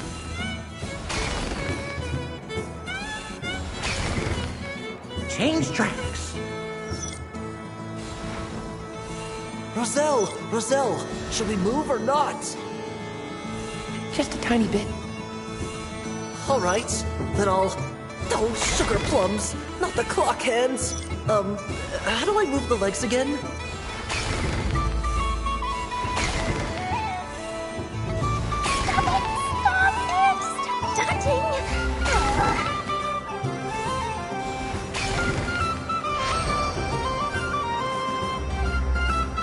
Let's see now. Wow. And here's your prize. Now, how about another round? Happy Moon Prayer Night, Miss Columbina. Happy Moon Prayer. Yes. No. Yes. No. Yes. No. Yes. You said we were just coming here to say hello. I did, but then I recognized a few more people as I got closer. Do my eyes deceive me? Is that... It's our little dragon. He's all grown up. Someone's popular. Well now, since you came all this way, why don't you try out this lovely game we have going? First try is free. He'll have a go. I'll pass. It's only one free try per customer. You can't give your try to him. I'm aware. How has Elder Almond been lately? He's in great shape. He goes for a run in the forest every morning to stay fit and healthy. He tried to go boat racing with Firecracker a while back, but he couldn't even make it onto the Lotus Leaf. Firecracker was in fits of laughter. How about you, little dragon? Can you still fly? Yes, I can. But you've become less chatty. Has growing up been tough on you? We call that maturity. You know, the thing people sing about. The knight wields a sword of stone to defend those hearts that are made of gold. Stone is very heavy. That's what keeps him from talking too much. That's awesome! I want to be a knight when I grow up too. Ring, here I come! Ha! Oh, the hat-wearing man. I never thought I'd see you again. You seem more determined than when I saw you last on the train. If you say so. Oh, I do say so. The people you once helped see it clearly. It's because you are once again on the right track. May the engine in our hearts propel us to the station of our dreams. I can move! I can move now, Roselle! What are you doing? Running into... You have never seen... But how? They're origami animals and I have to get to the bottom. Thank you, Dor... Now for your prize. Oh, sweet Grand Prod. Good thing I've already turned a profit from the... Okay! What? I leave for 2 seconds and someone's already claimed the grand prize? Oh, well, these things happen, you know? Perhaps you'd be interested in one of the other prizes instead. We've got all kinds of wonderful goodies here. Is this the thing you wanted? Here. You can have it. Huh? But... Don't worry about it. It will be happier with you. Oh, thanks so much, miss. Moon Goddess. Oh, goodness gracious, Columbina. Give me strength. How am I supposed to make any more money from this child at this rate? Daddy, look! That's the game I was telling you about. Forget it. She is the Moon Goddess after all. I'll think of some other way to swing this. Maybe I can try to hook this new kid. Huh? Oh, someone already won the grand prize. You can take mine if you want. What? Why? Why are all these bleeding hearts? Happy Moon Prayer Night, everyone. Happy Moon Prayer Night.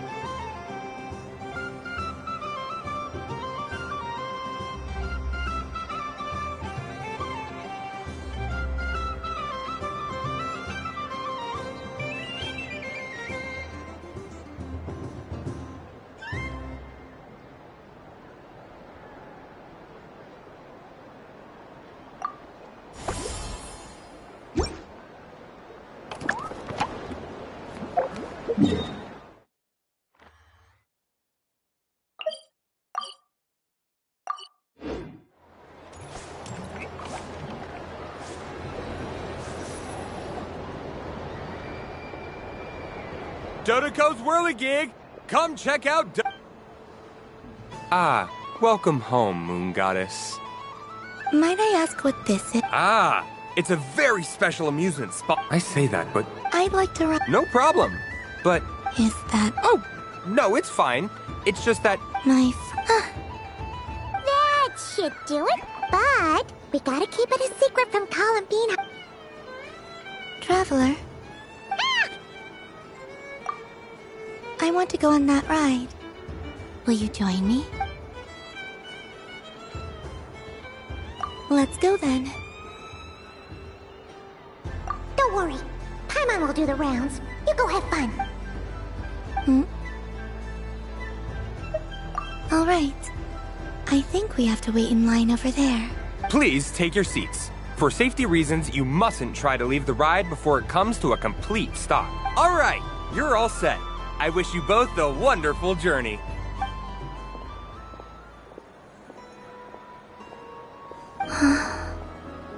Not bad. It reminds me of riding a moonlight. Sometimes, the Kuhenki circle around me like this, playing their beautiful melodies. Yeah, I'm going to miss them.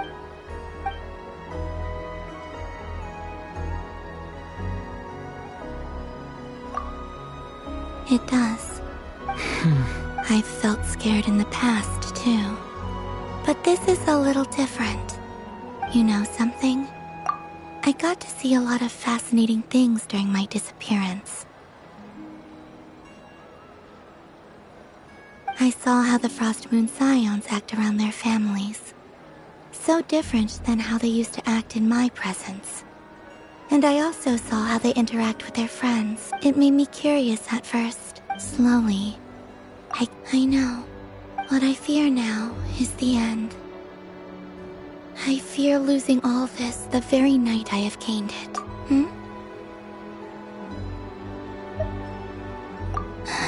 Thank you for this conversation. Thank you for listening to me. Don't worry. This fear I have, and the unknown that awaits me, they cannot hurt me. Not when I possess a treasure far greater. I just want you to remember this version of me. The real me. On this final night together. Dear passengers, Dodoco's awesome adventure has come to a close. Please leave in an orderly fashion, and we look forward to seeing you again in the future. Don't want the journey to end, huh? Don't worry, you two. There's always another adventure waiting just around the corner.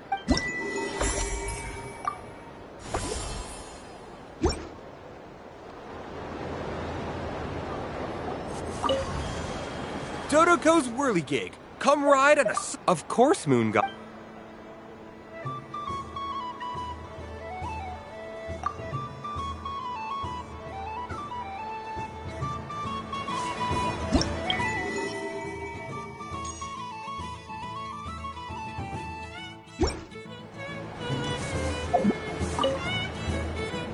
Fun ride, huh? You and Columbina looked pretty sad to leave. This isn't gonna make Paimon dizzy, is it?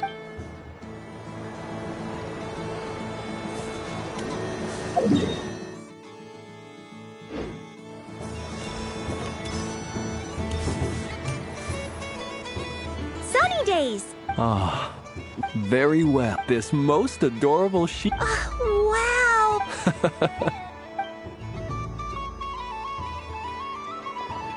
Lens? That's... It's our... Okay, sure, but why are you here selling sugar sculptures? Everyone celebrates in their own way. After gazing into the abyss and spending time around gravestones all year, what better way to relax than to see sunny smiles on the faces of the living? Besides that, I like to think of myself as a fair judge of character. I dare say matching personalities to confection suits me rather well. That's not what Paimon was talking about.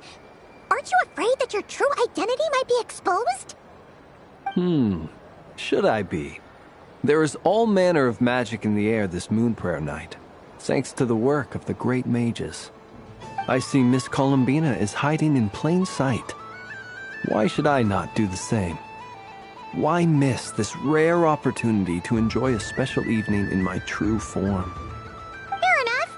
You got a point there. People who don't know you will probably think you're just a talking lantern. Well, now that we see eye to eye, what brings you here? Not a search for your spirit animal, I presume? Ah, well, actually... Here, see for yourself. Oh, this is... How wonderful.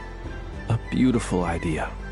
Yeah, we just met Barca, and he said that having everyone draw their own section was kind of boring.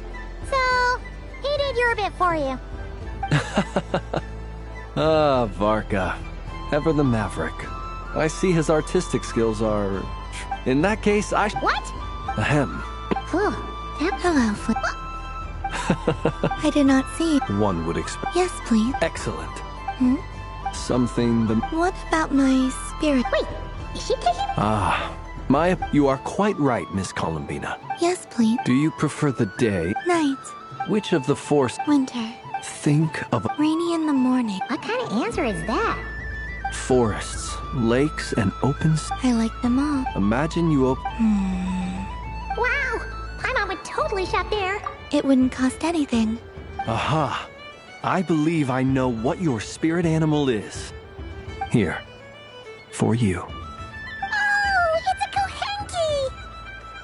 Indeed. A free-spirited being with a deep love for all things here in Krai, who selflessly lends her aid to as many people as she can reach. It is the perfect fit for you, Miss Columbina. Thank you.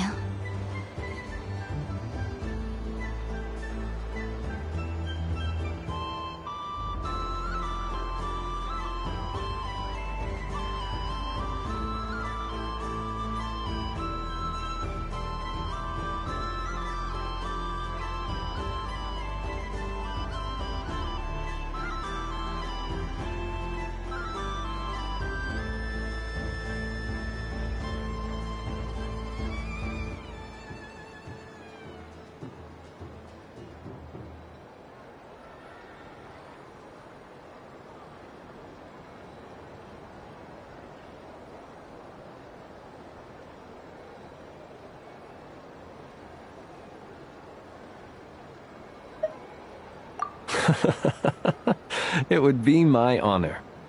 But you shall have to forgive me. We have known each other for quite some time. I doubt there is any answer I could give that would come as a surprise to you.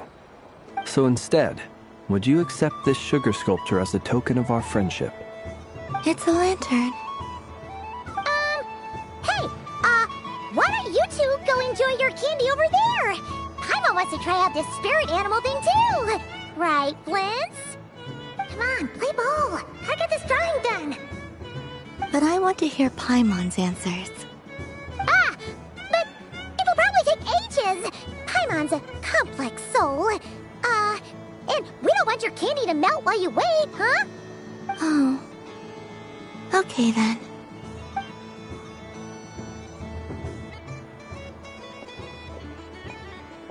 Phew. Nice excuse, Lady Paimon. That was some quick thinking. Yeah, no thanks to you. Although, help next time.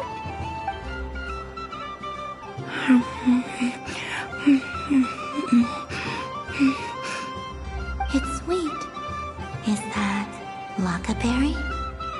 I wonder what flavor the traveler got. This way, this way! It's the candy selling. I'm coming! A traveler? Maybe we can share? Yes. I found out recently that people share their food some. Thank you.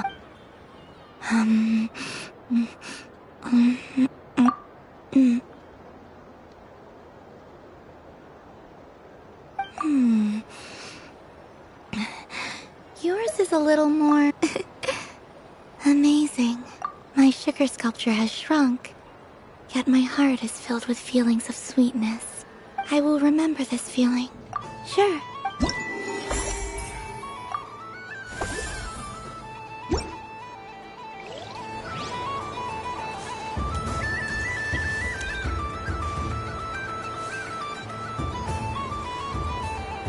Wow.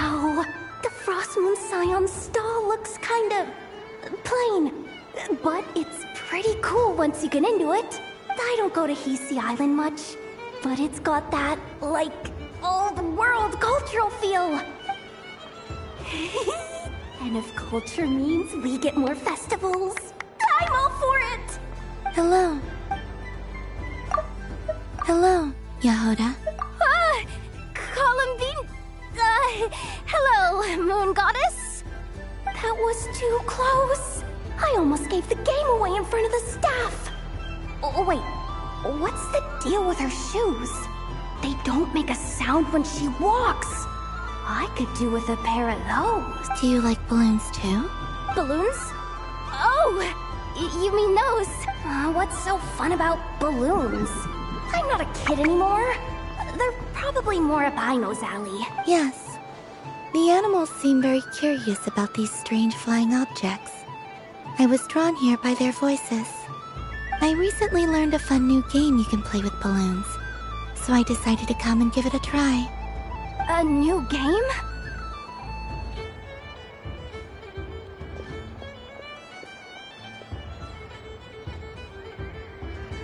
Hello. Welcome home, Moon Goddess. Here to buy some balloons? Yes. Could you give me a few that haven't been inflated yet? Are you sure? I guess it's not a problem, but... Yes, please. Thank you. Uninflated balloons? But those are just little rubber pouches. What does she want with those? Would you like to play the balloon game, Yehoda? Huh? Sure. I guess. How do you play it? Wait here a moment.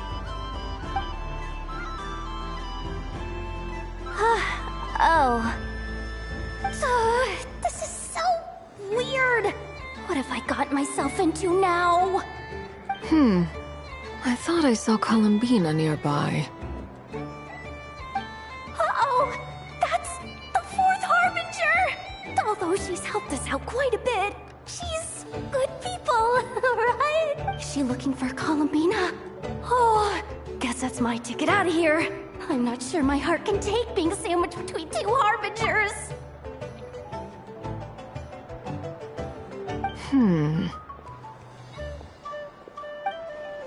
Which stall is she checking out? Oh, it's that other Frost Moon Scion's one. Try on the headgear, see what it's like having antlers or animal ears for a day. Oh, I wouldn't be caught dead wearing that stuff. So embarrassing. I have enough gear to carry as it is. Wait, what? She put it on? How peculiar. This would take some getting used to. I wonder if this is what it's like for Lynette. It really suits you, ma'am. What is this? She was so intimidating a moment ago, but now, dang, she's really rocking those ears. How does she make them look so cool? I suppose I may as well keep them on for now. All part of the festive experience. She's coming this way. How do you do, Miss Yehoda? Oh, jeez. Don't talk to me while wearing that thing. Where am I supposed to look? Oh, hey there. I'm looking for Columbina. Have you seen her? She just... Huh? Wait, is that what she meant by balloon game? Yeah. Huh? No fair! How come I get caught in the crossfire? An ambush from the rear? Is this a declaration of war, Columbina? Would you like to play too, Arlecchino? Seriously? Are they gonna start some beef right here, right now? Gladly. That said, I believe there is another who would like to join. Boss Nev! Thank goodness! You've gotta get me out of here! Things are kicking off big time! Hello there. I'd like 10... no, make that 20 balloons, please. Uninflated. What? Miss Moon Goddess, I hope you're prepared to pay the price for assaulting my employee. Welcome to the game, Nefer. Just to be clear, let's keep this a fair fight, okay? No strange powers, please and thank you. Naturally. Don't just stand there, Yehoda. Aren't you going to team up with me? Huh? Do I have to? Huh? Of course. Don't forget, the Curatorium has a reputation to uphold. I knew something like this was gonna happen.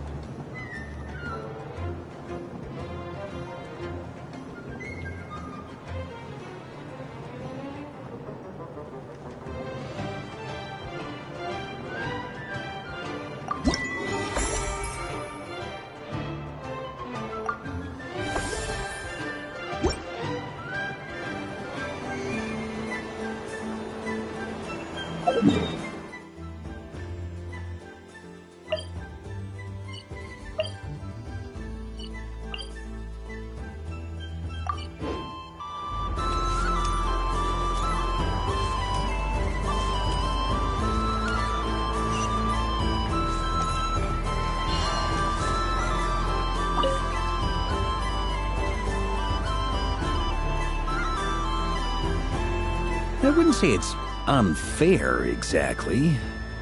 I mean, your voice goes right into people's heads. How would you explain that to the kids? You can't just explain it away as magic.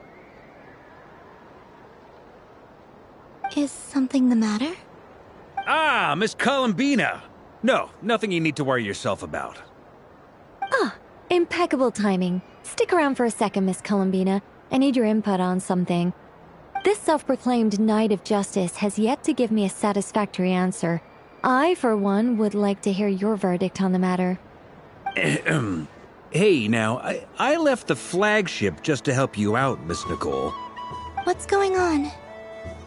So Alice and I are both using long-range remote control spells that work on similar principles, allowing us to attend this festive fair in Dodeco form. Sorry, let me backtrack a little. While similar, there are some key differences.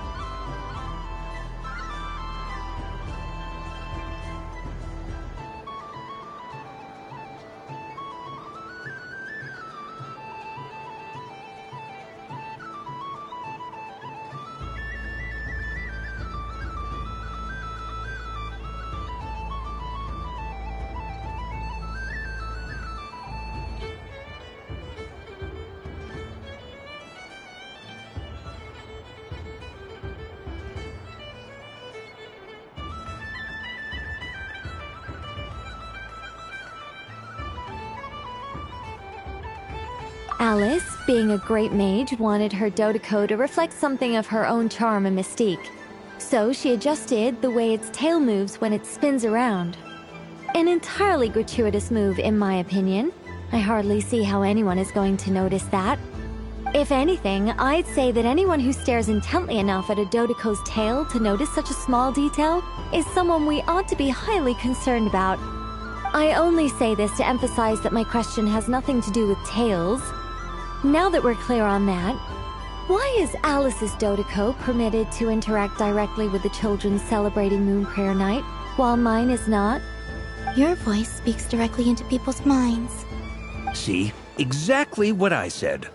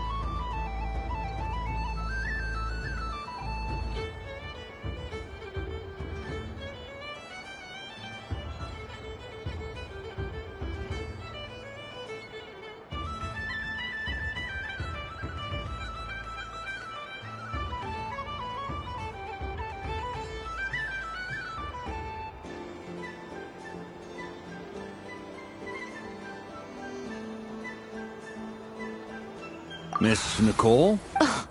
I know that probably makes me sound like a whiny child acting out in front of their parents.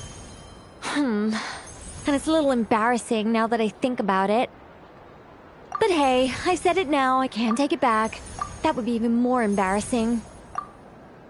Also, Miss Nicole. The point is, I've been biting my lip for so long, and I've had no one to vent my frustrations on. I thought this was going to be a nice, straight...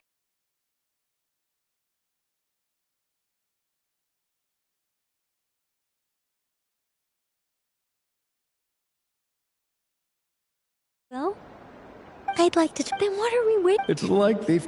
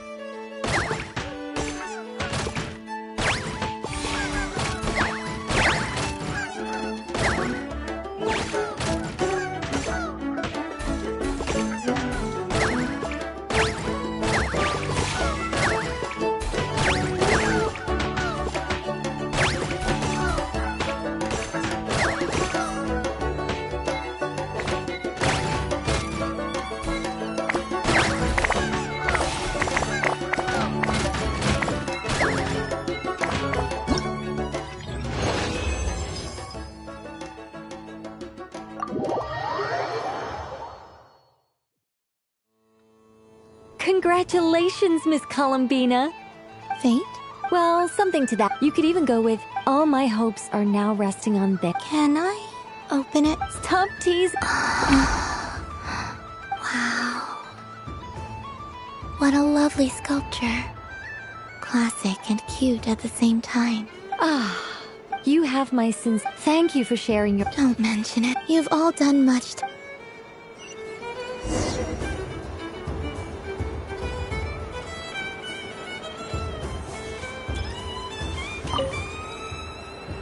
Welcome home. Oh, you're the Another one that... Greeting. Columbina Hyposelenia. Now then, Miss Divination. From the perspective, as you look to your... The unknowns. Of course, but that is a hence, I shall... Lunar Archon. Indeed.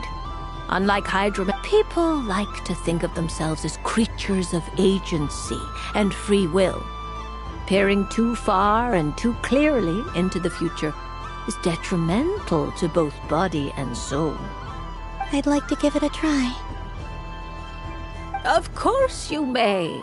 Come then, take a seat, Miss Columbina. Before we begin, are there any specific questions you would like to ask? Let's stick to general possibilities and trends, like you suggested. Very well. Then I shall use the basic Lunar Arcana deck. Now, try to relax. Cast your mind upon the things you have experienced and the things you are soon to experience. I will shuffle the deck. Would you like to cut the cards yourself? You do it. No problem.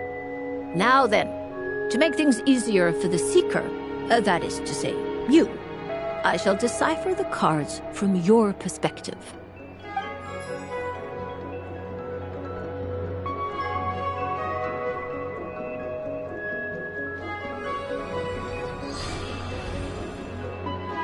Please please. Now, draw.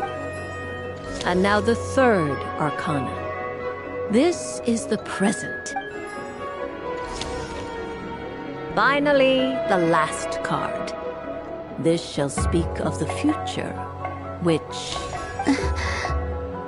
fascinating. What do you make of... Of course. A bold? Well then. Sure. First, destiny. The moon. Indeed. When the moon is placed on the it symbolizes a journey through... I don't... Now then. Flip the second. Inverted? Yes.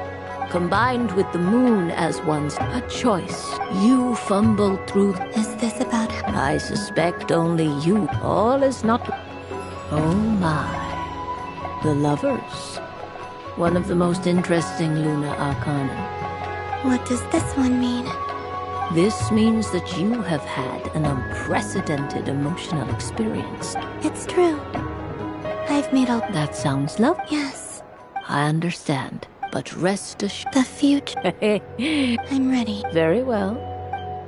Oh. Miss Barbeloth? This card is death. That doesn't... It depends on how we interpret it. It is true that it can represent an agonizing death, a complete and utter end, but at the same time, it can also represent rebirth. Do not forget that your destiny card is the moon. That lends your future many different potential meanings. If death spells the end, is it unavoidable? As I have said, divination can only display general trends. It is a rough guide, but it does not show predetermined outcomes. Allow me to summarize it for you. In the past, you may have lost your way, but now you have gained new connections and new strength. You now face an important decision, one that may bring about a great change in what is yet to be. This change might, in turn, be the end of all things, or their beginning. But remember, everything is subject to change because of the moon present in your destiny. You must see the truth clearly and face your innermost thoughts. The truth. My innermost thoughts. Thank you, Miss Barbeloth. Don't mention it. Some people dislike divinations, for fear of glimpsing an ending to their story that they wish was not so. But I can see that you're different. The result of this divination will not sway your decision. This is a rare quality, and what... I understand. Go then.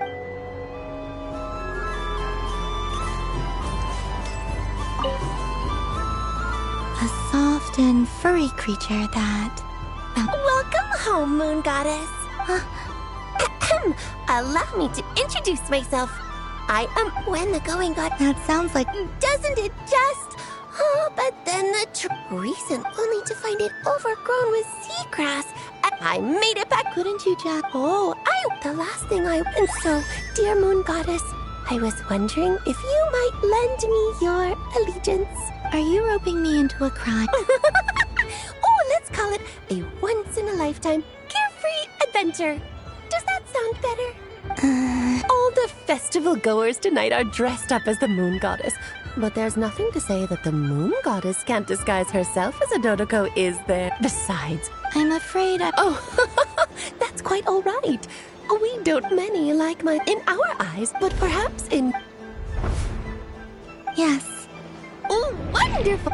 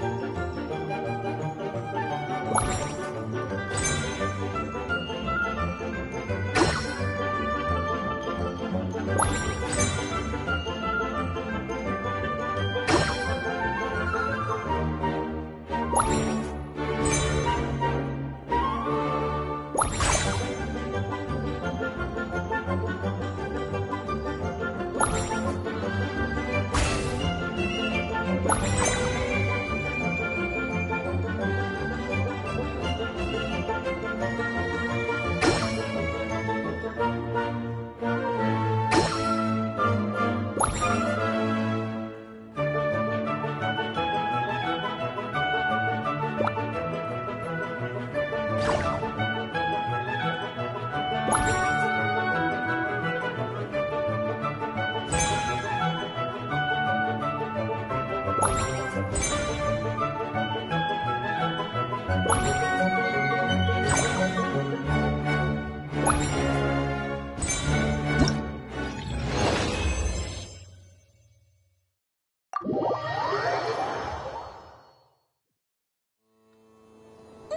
so, what the use of jumping? I think they call...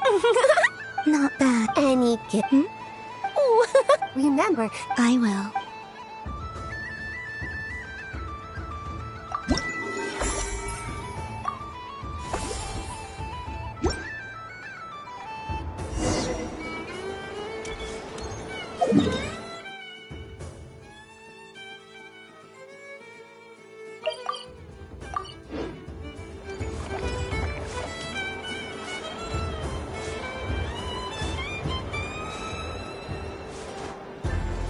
What's this?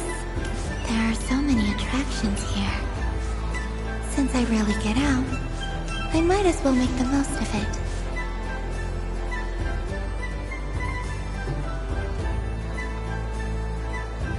This doesn't make any sense! How am I losing every single time? Wait, Inefa, you're cheating, aren't you? Yeah, that must be it. I am not cheating, Aina. Uh-oh, sounds like Inefa's turning into a big baloney bot. I think it's time for some serious maintenance. Moon Goddess, help me. Miss Columbina, Aino is attempting to cheat. What the? I'm not the cheater. You're the cheater. How dare you throw it back at me?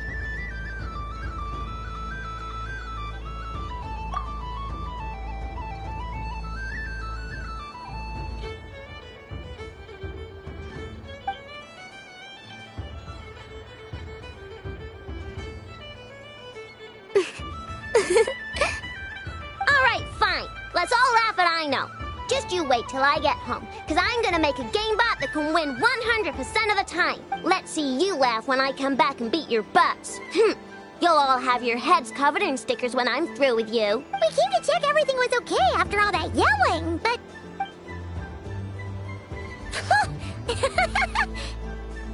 Whatever it is, it sounds like cheating is allowed. Kuhenki concentration. Each player starts with differently colored Kuhenki. Each round, they draw one Kuhenki from their opponent. When a player has two Kuhenki of the same color, they make a pair and can be discarded. Any that can't form a pair must be kept. The round ends when a player can't form any more Kuhenki pairs, and that player gets a sticker. Ooh! Can 4 people play as well? That is fine, so long as the turn order is fixed beforehand. Alrighty then. Okay, but sure. And if we win? If you win, only one of you gets to sticker someone else. I have taken to calling this. I know logic. Hey, lay off me, alright? Looks like Lua.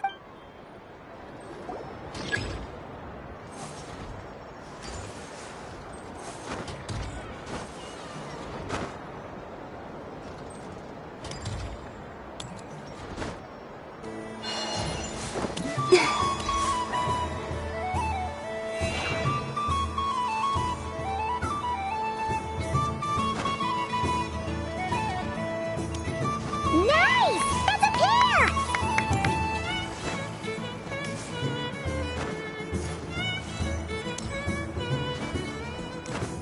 Go, go, fly!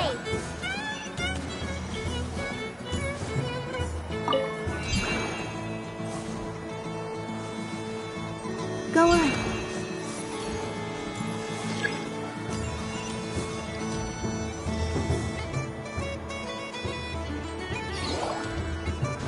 I have a pair.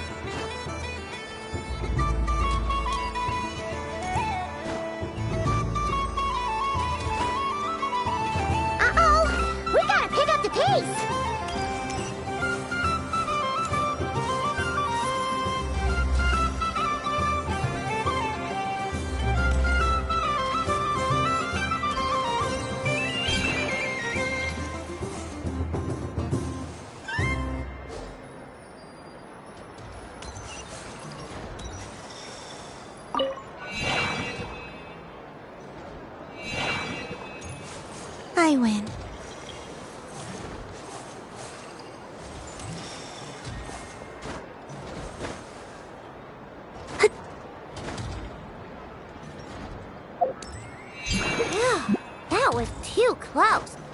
I was gonna lose. Good luck, everyone. Aw, we're out!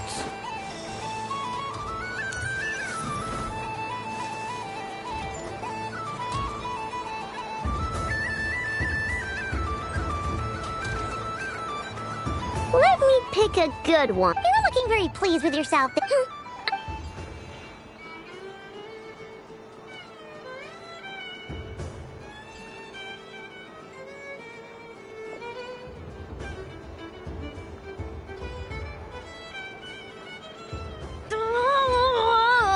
Me again? Don't fidget too much, Ino, or the sticker's going to fall off. I don't care. If it falls off, it falls off. If a pair of Kuhengi get discarded,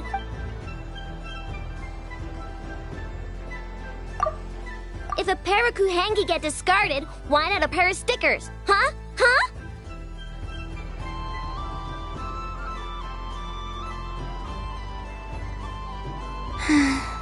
I've lost.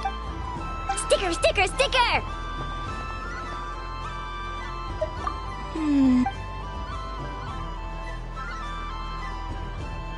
Cute! You think so? Shame.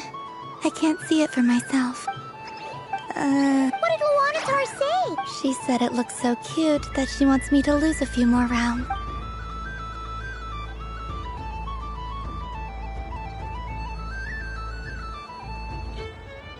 Who put these stickers on Paimon's eyebrows? Ugh, she can barely see! Alright, now, I think we got enough evidence to prove that there's a serious problem here. Yes, I agree as well. The culprit is... Inefa! Culprit? What did I do?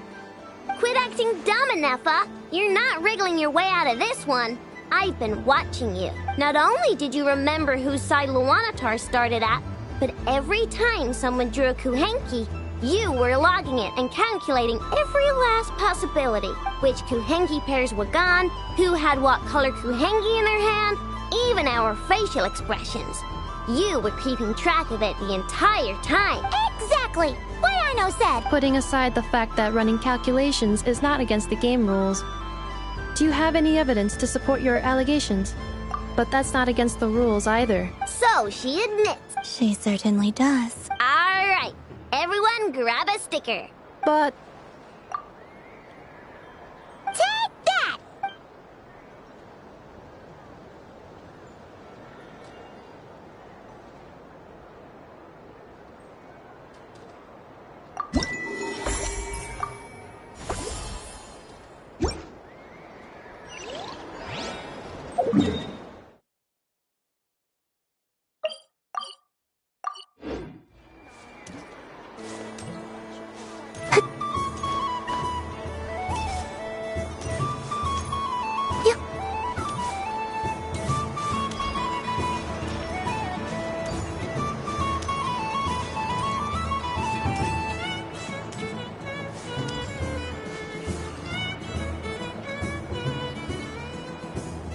I wish for a never... What a humble... Is that Lauma the Moon Center?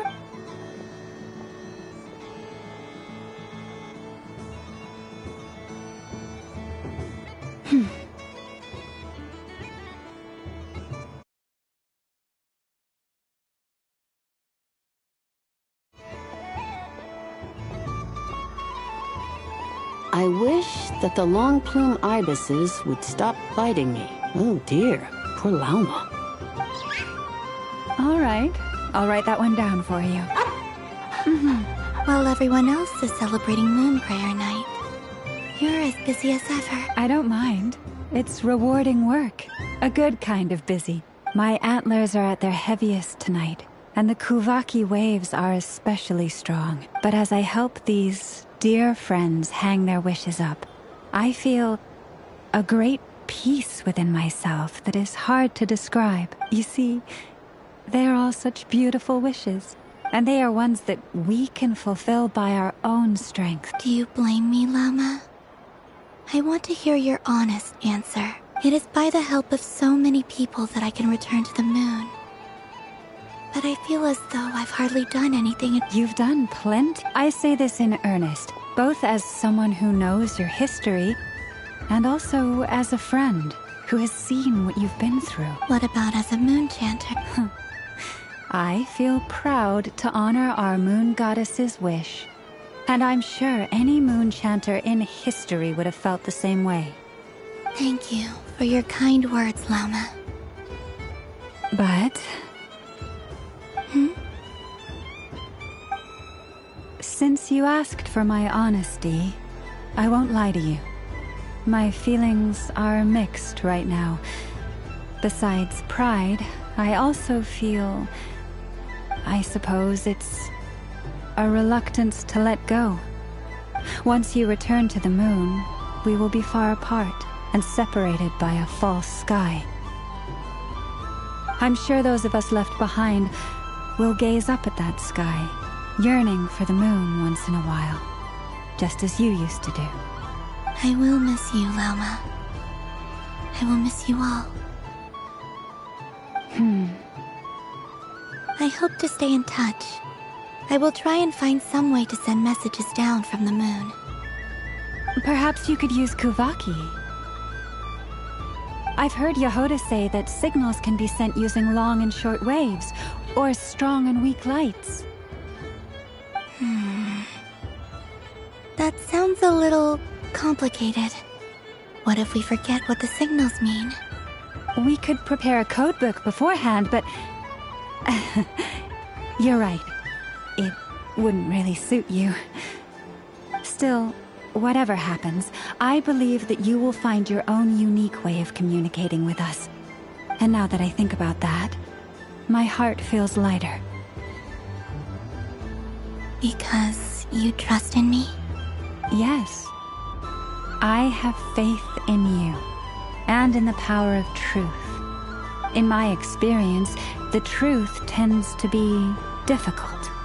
But that's what makes it stand out from what is false. So I'm confident that your thoughts and your love will shine through the curtain of lies. We will know it when we see it. Thank you. Now, could you help me hang up my wish? Is this? I wish that all who dwell in this moonlit world can find a place to belong. And I wish that I shall one day see my friends again. It's 2 wishes. I hope that's not too greedy of me.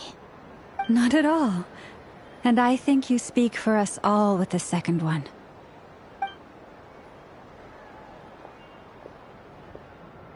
I shall continue to pray until the day that all of these wishes come true.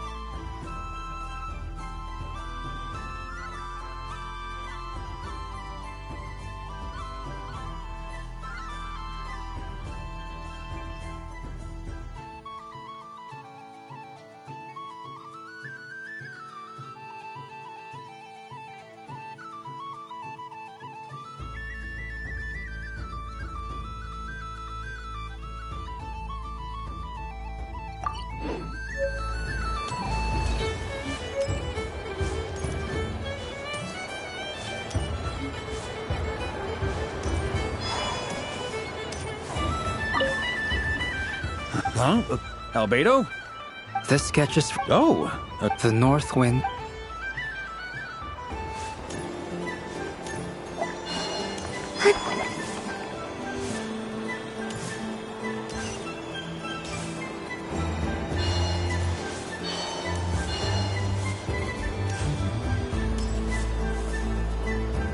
Moon Bread! Candy?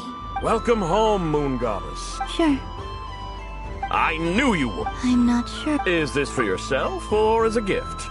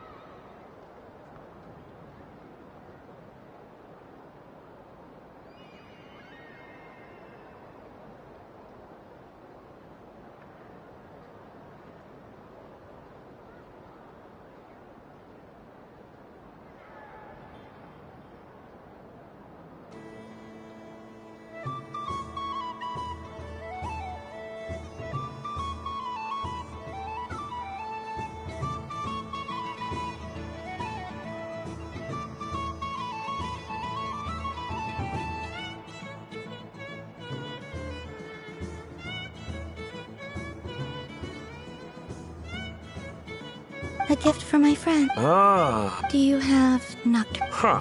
No? Hey, now that... While we're at it...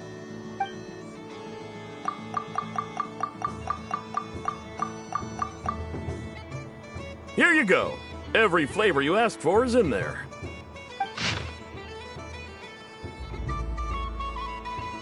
Thank you.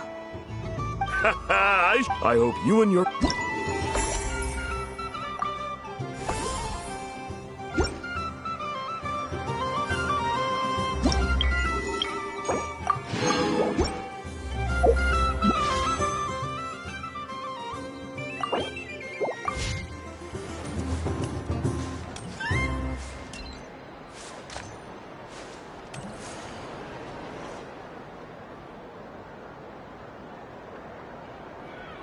Well, look who it is. I heard someone went and disappeared on us the moment we let her out of our sight. They looked all over for you. Frankly, I didn't think you'd be back for Moon Prayer Night. Were you worried about me, Sandrone? You would like that, wouldn't you? Do you even hear what you're saying? It seems to me like you disguised yourself with festive headgear, just so that you could come see me on Moon Prayer Night and make sure I'm okay. You didn't even bring Polonia with you. You? I thought you couldn't see. I cannot. But I sense the confusion of those around us rippling through the Kuvaki currents. Based on what I know about you, let me guess what you're wearing. Is it cat ears? Shut up! I'm only here to protect the Fatui's interest in this territory. Running into you was pure bad luck. Really? But you were the one who asked Arlecchino to help everyone find my name. Columbina! Ugh! Just one more word, and I'll unscrew your vocal cords. It's Columbina hyposelenia now. Tell someone who cares. I've missed you, Sandrone. The whole time I was gone, I was thinking. I hope I get a chance to say some ugly words to you. Is that supposed to be a joke? Anyway, let's go play that game. What? You mean that frostfin whale? Yes.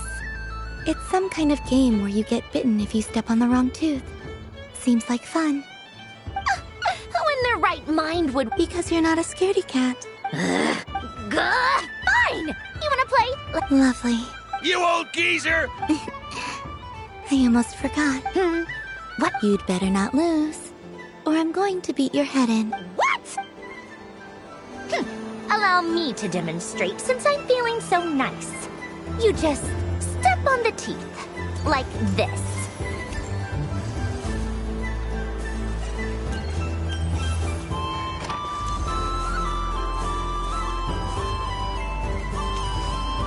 Which should I pick?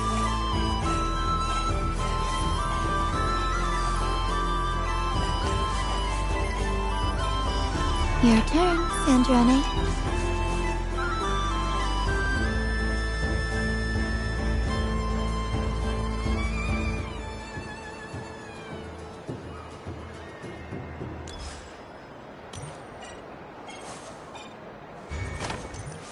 Don't come crying to me if you get bitten.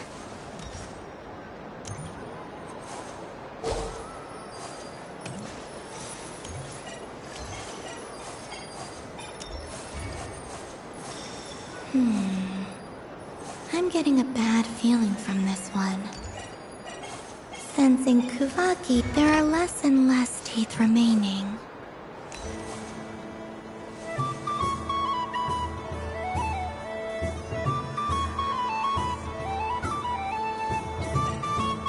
Huh? What's that noise?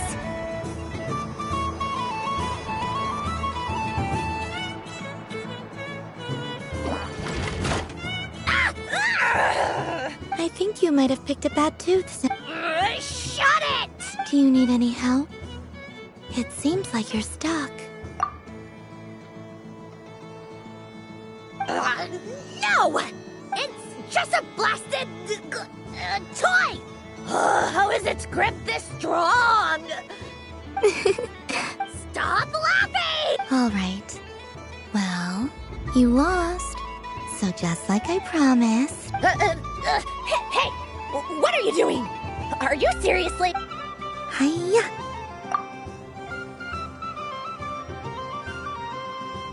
Why, you...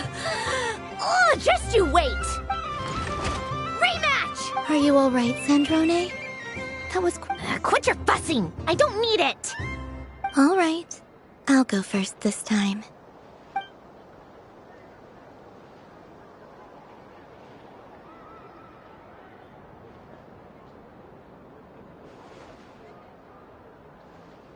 I see it now.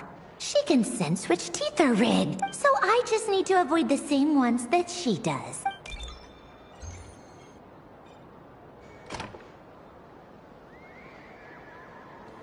This one... Seems fine. She avoided that one then? Now I've got you. All right.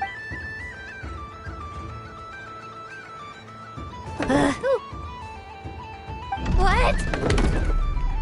Looks like you lost again, Sandrone. Wait! There's more than one bad tooth!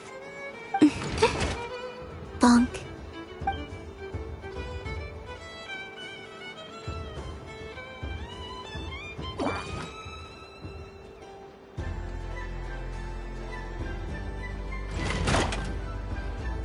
Stupid game! What idiot came up with this? Are you alright, Sandrone? You said some nasty things just now. Oh, I'm peachy. Should I let you bonk me on the head as well? Ah, forget it! Come on, bonk away. It can be your consolation prize for losing so badly. I told you, forget it! Gah, you've always been so annoying. Singing right outside my door, inviting yourself to my tea parties, going AWOL. And now you're off to the moon or something. Of all my days with the Fatui, the times I spent with you, Arlecchino, and Rosaline, they were my favorite. I will not forget them. Just as I shall not forget this moment. We'll always be friends, no matter where we are, right? Who'd want to be your...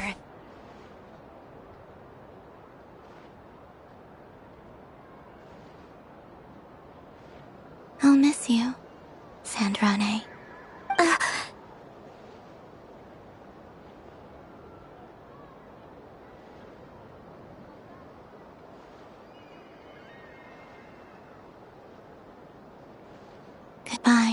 Androne.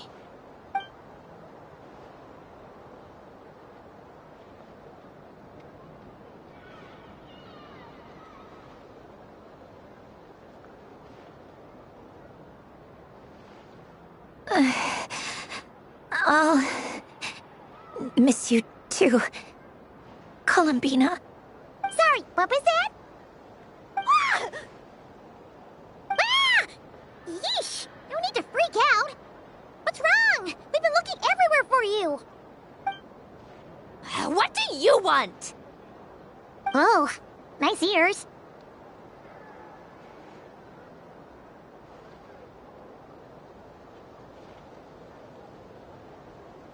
What? Huh? It's your turn to dress up.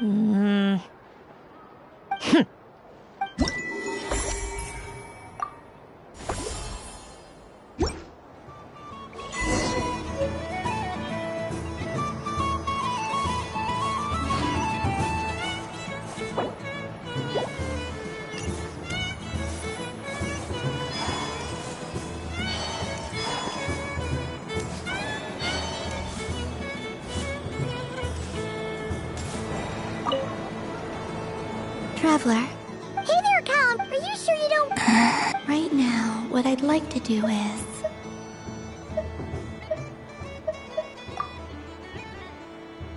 Oh, candy for us?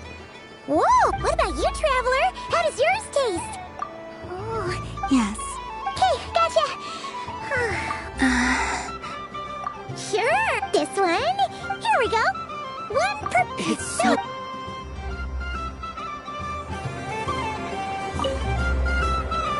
Traveler, Columbina! Finished with the festival already? Okay.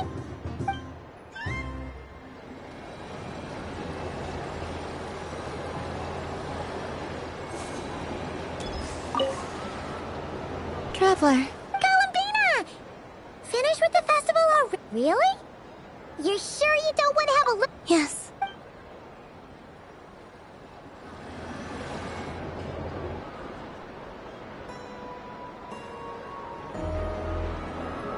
This was the most fun I've ever had on a moon prayer night. Everywhere I went, people were saying, "Welcome home." And there were friends at every turn. I only wish it could last longer than one night. Oh, Yes, you're right. The moon prayer blossoms. ooh, look! Look! Moon prayer.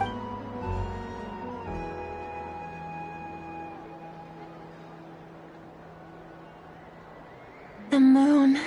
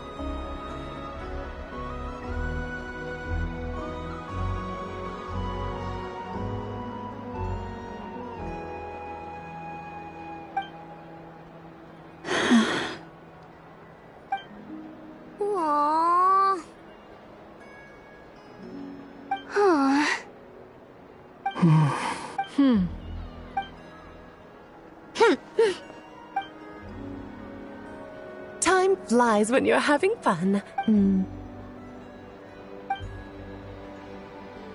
Oh. Looks like the time has come. Columbina. You're heading off, then? Yes, to the ruins you mentioned.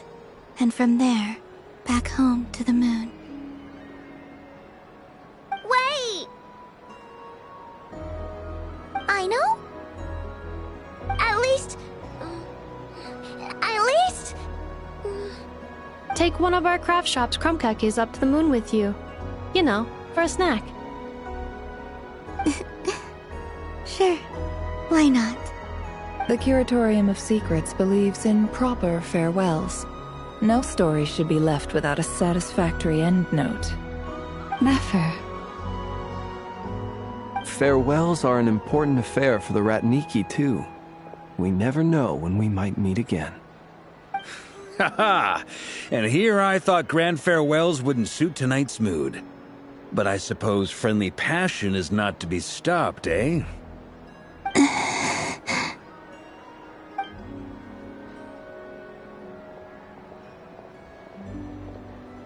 We made a little something for you, Columbina.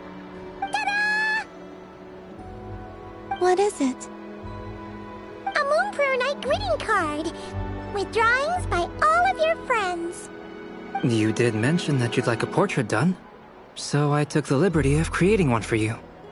I, meanwhile, did the portrait of Mr. Albedo, and Mr. Varka did the same for me. I mean, I think my work was pretty true to life, don't you think?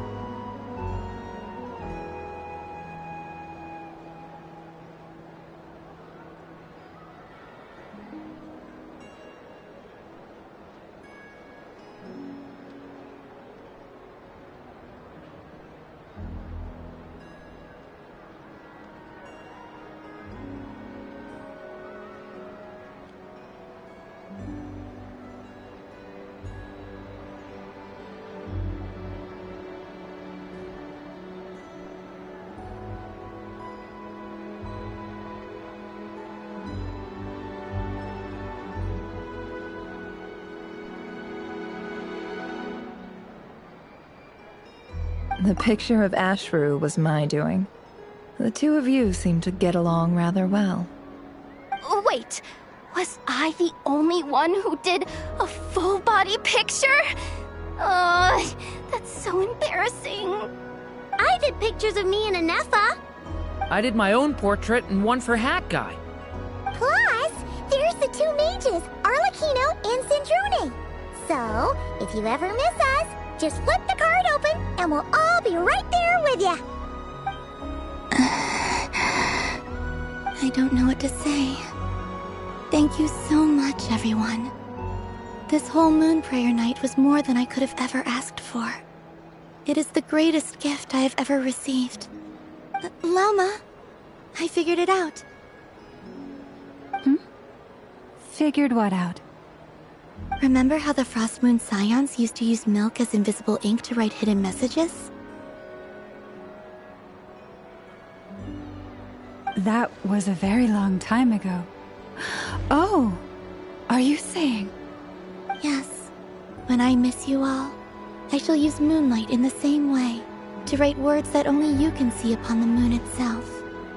Wow, that sounds lovely. Quite. But how will we see them? Simply open your windows on nights when the moon shines bright, and the moonlight will naturally flow towards the words I have written. That sounds most fitting indeed. Very true to form. I'll try to write them in places that won't disturb your sleep. I, for one, would sleep all the better for having read one of your messages before settling down for the night. Exactly! So don't worry about disturbing anyone's sleep. Just promise you'll write to let us know you're okay, alright? Alright. I promise.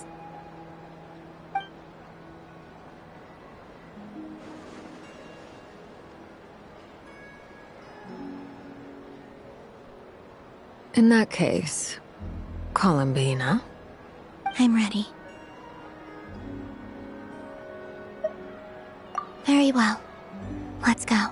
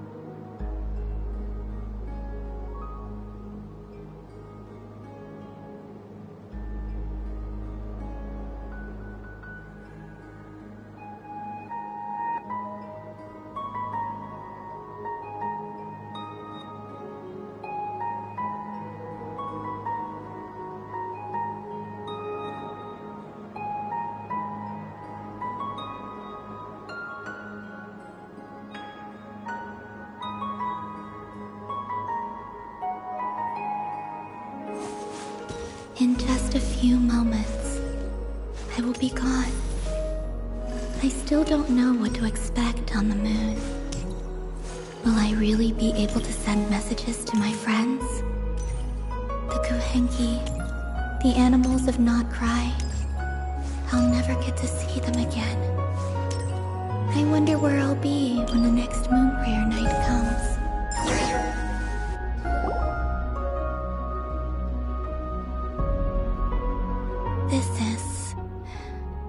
This is where the people of Hyperborea used to communicate with the moons.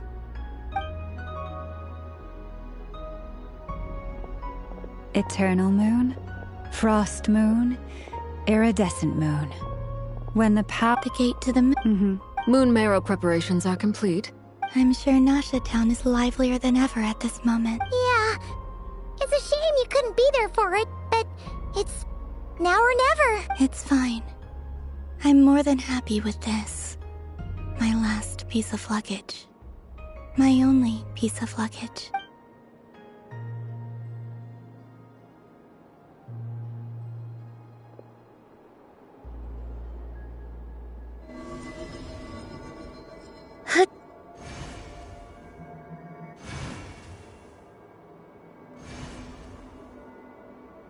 I can already feel the moon calling to me.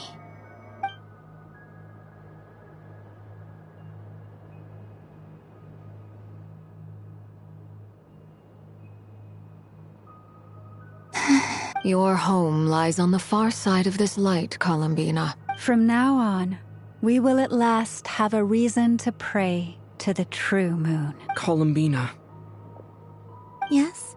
be sure to come back and see us when you get the chance.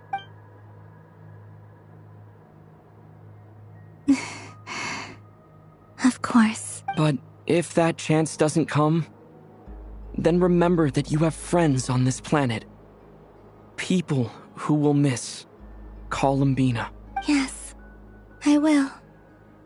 Thank you for everything you've done for me. And remember, come night or day, the moonlight shall always connect us. Well then, farewell, my friends.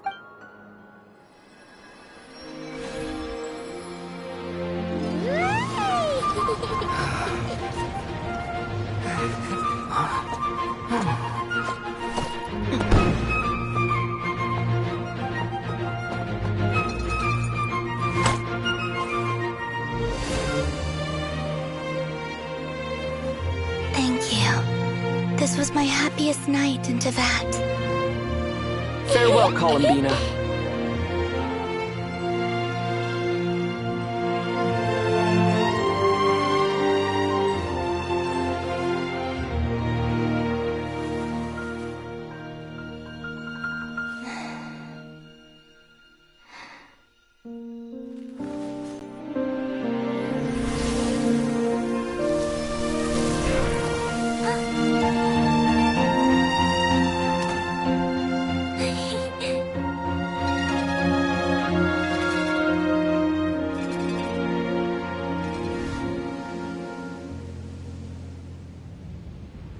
The moon really is closer than ever tonight.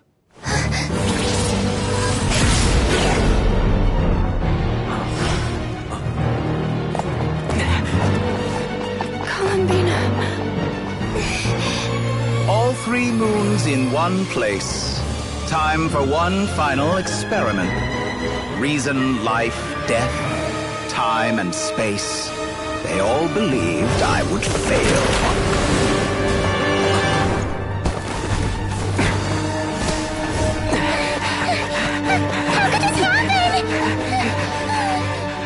But Teyvat's primordial power never did belong to the throne of heaven. And now, they are mine.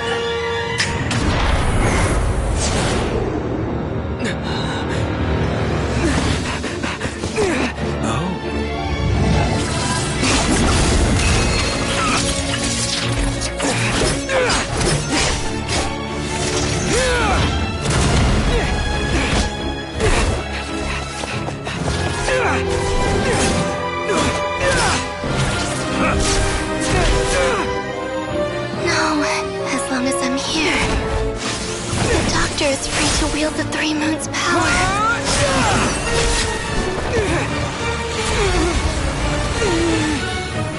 It's the only way.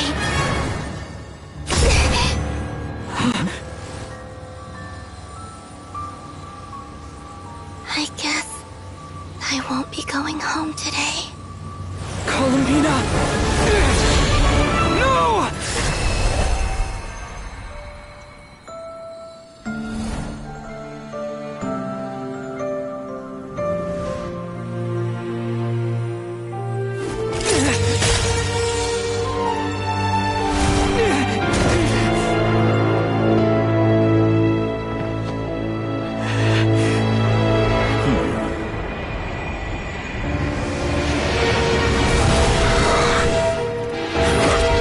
Stubborn world, do not try to control me!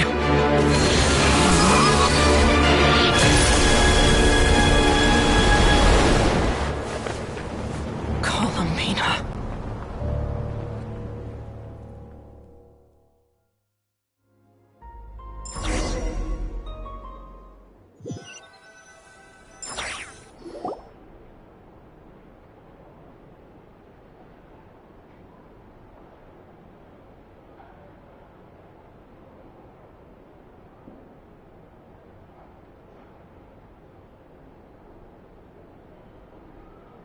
Are you all right? Do your wounds still hurt? I had someone prepare a little medicine that could prove effective. Take it if you need to. In that case, let me relate the contents of the call we made to Alice after the incident occurred. That Dottore is a crafty one. He distracted the Hexenzirkel by creating a huge fuss at Tevat's borders. I'd assumed that the cause was an abyssal intrusion from the outside world, which in fairness is a rather common occurrence. But after learning that you managed to influence the phantoms in Krai, I realized that perhaps this interference could have come from within Tevat instead. But we weren't able to change their fates. True, you couldn't change how their stories ended, but you did build some variables around yourself. Variables? Yes. Things you heard that you could not otherwise have learned. Ideas that would otherwise have never crossed your mind. All these things are variables. Of course, most variables usually pale into insignificance with the myriad of possibilities floating around. But the moment you start treating them as building blocks and intentionally stacking them, that changes things. That's what Dottore did, and it's how he created the necessary conditions so that when you activated the portal tonight, it played right into his plan. However, we have no way of knowing exactly what he did. Yeah, we also need to ascertain Columbina's status. And that about sums it up. As I suspected, Dottore has disappeared completely. If it's any consolation, he wasn't able to control Columbina as he might have wished to.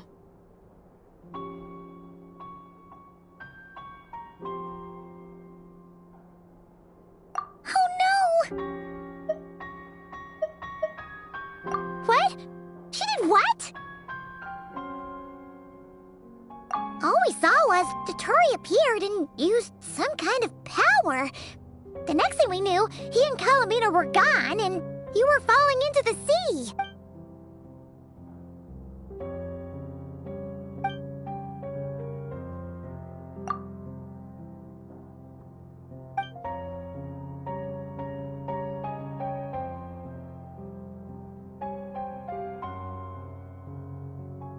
So, Columbina intentionally opened the Moon Gate and escaped into the same mysterious world as Rerir and Thalindis. Sounds like bad news.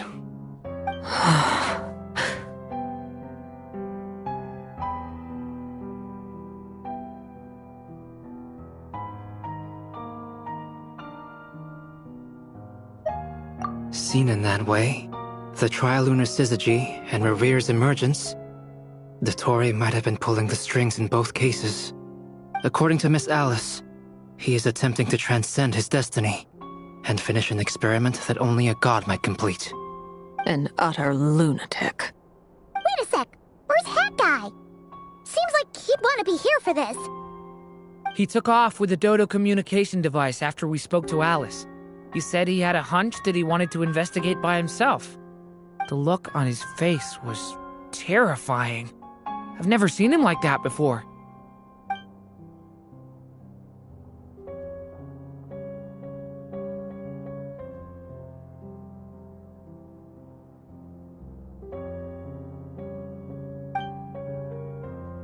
I'm back. Hat Guy! I went to look for the Hyperborean phantoms again. I think I've gotten to the bottom of it. I got them to talk to Nicole on the other end of the communications line. Turns out, the history they describe is different from how Nicole remembers it. Really? But how? Surely Nicole can't have been wrong. Because the phantoms are the ones who were deceived. They speak of a savior who appeared in their history.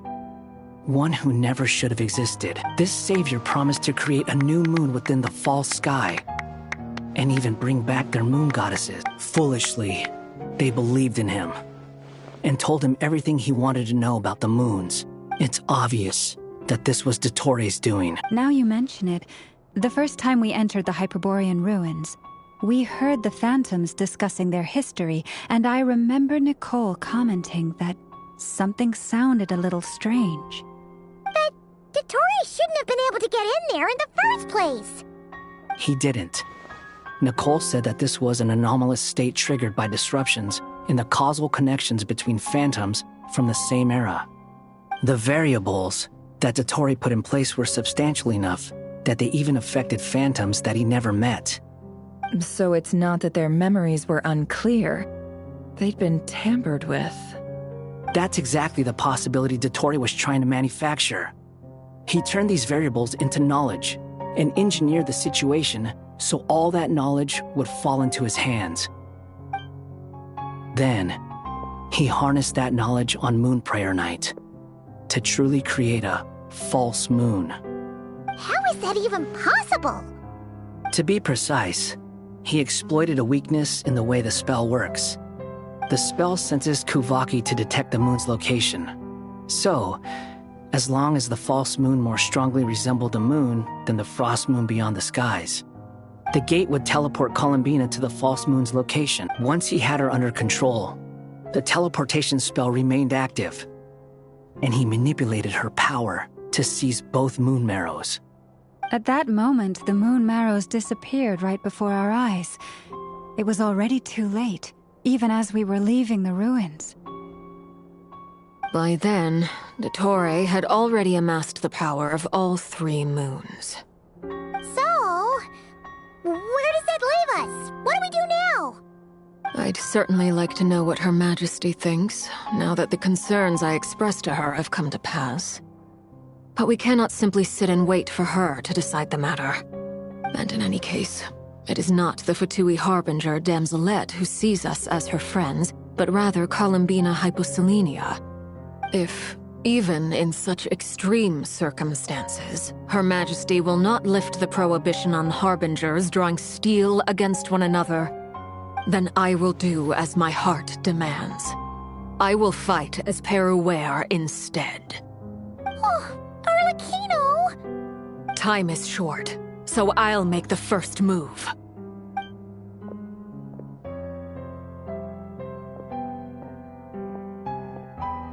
Whew. Even Arlecchino seems to be losing her cool now.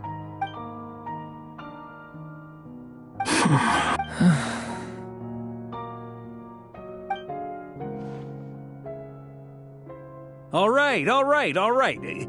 Lose those dejected looks for a moment and let me get a word in. It looks bad, I won't lie. Very bad, in fact. So Dottore's pulled some real dirty tricks to gain the upper hand. For now. And yeah, it's to the point where even the mages say that his variables have affected destiny. I'm not so sure, though. Many have told me that Tevat's destiny is fixed, and that does appear to be the case. Well, what makes Dottore so sure he'll be the exception? And since he was able to stack these variables up, Who's to say we can't do the same? You of all people should not be discouraged, traveler from afar. This isn't over yet.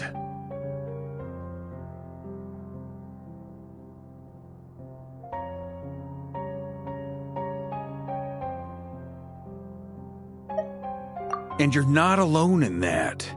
Everyone here does, whether they've spoken thus far or not. But none of us are the type to sit back and wait for the sun to shine again. That's exactly how a knight should roll. If they knock you down, you get back up and get back in it. Don't forget, Honorary Knight, you're a legitimate member of Mondstadt too.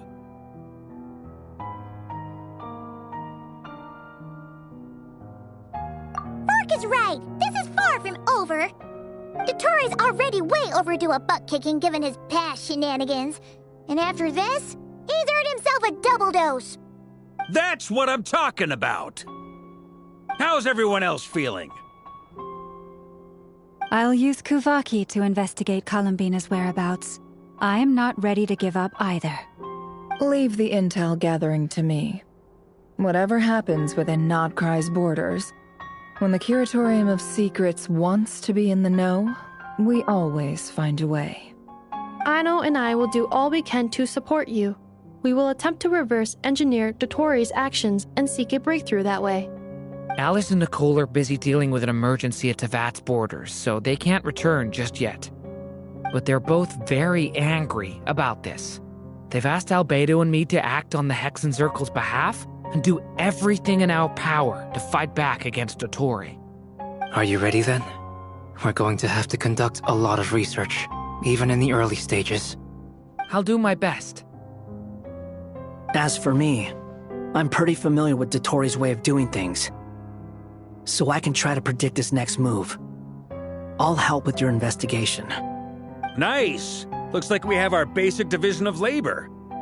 I'll get in touch with Flints and Itlua, get them to have a chat with their Starshiner. It couldn't hurt to bring the Lightkeepers on board as well. At the same time, I'll pass on instructions to the Knights present in Krai to assist the Lightkeepers and other organizations in ensuring the safety of those living here.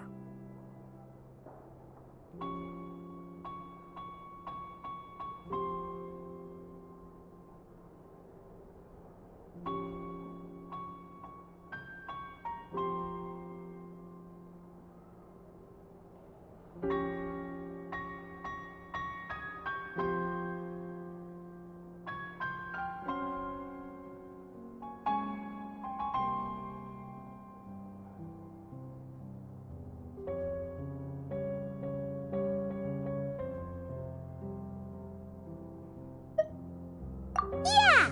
We'll show him! That's it then. Good luck, everyone.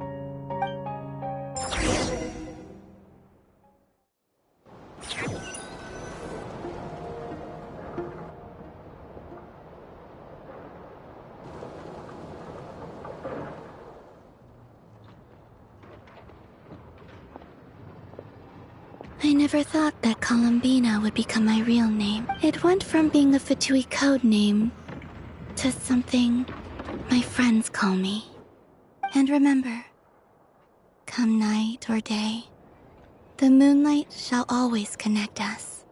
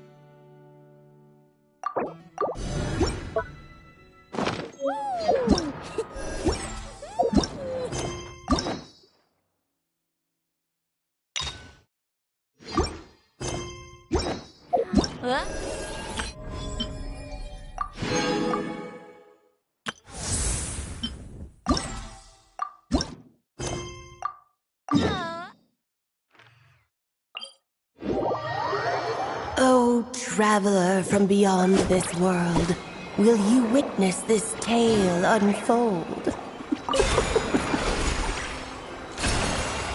Alice? You recognized me just like that? Maybe I need to work on my impression.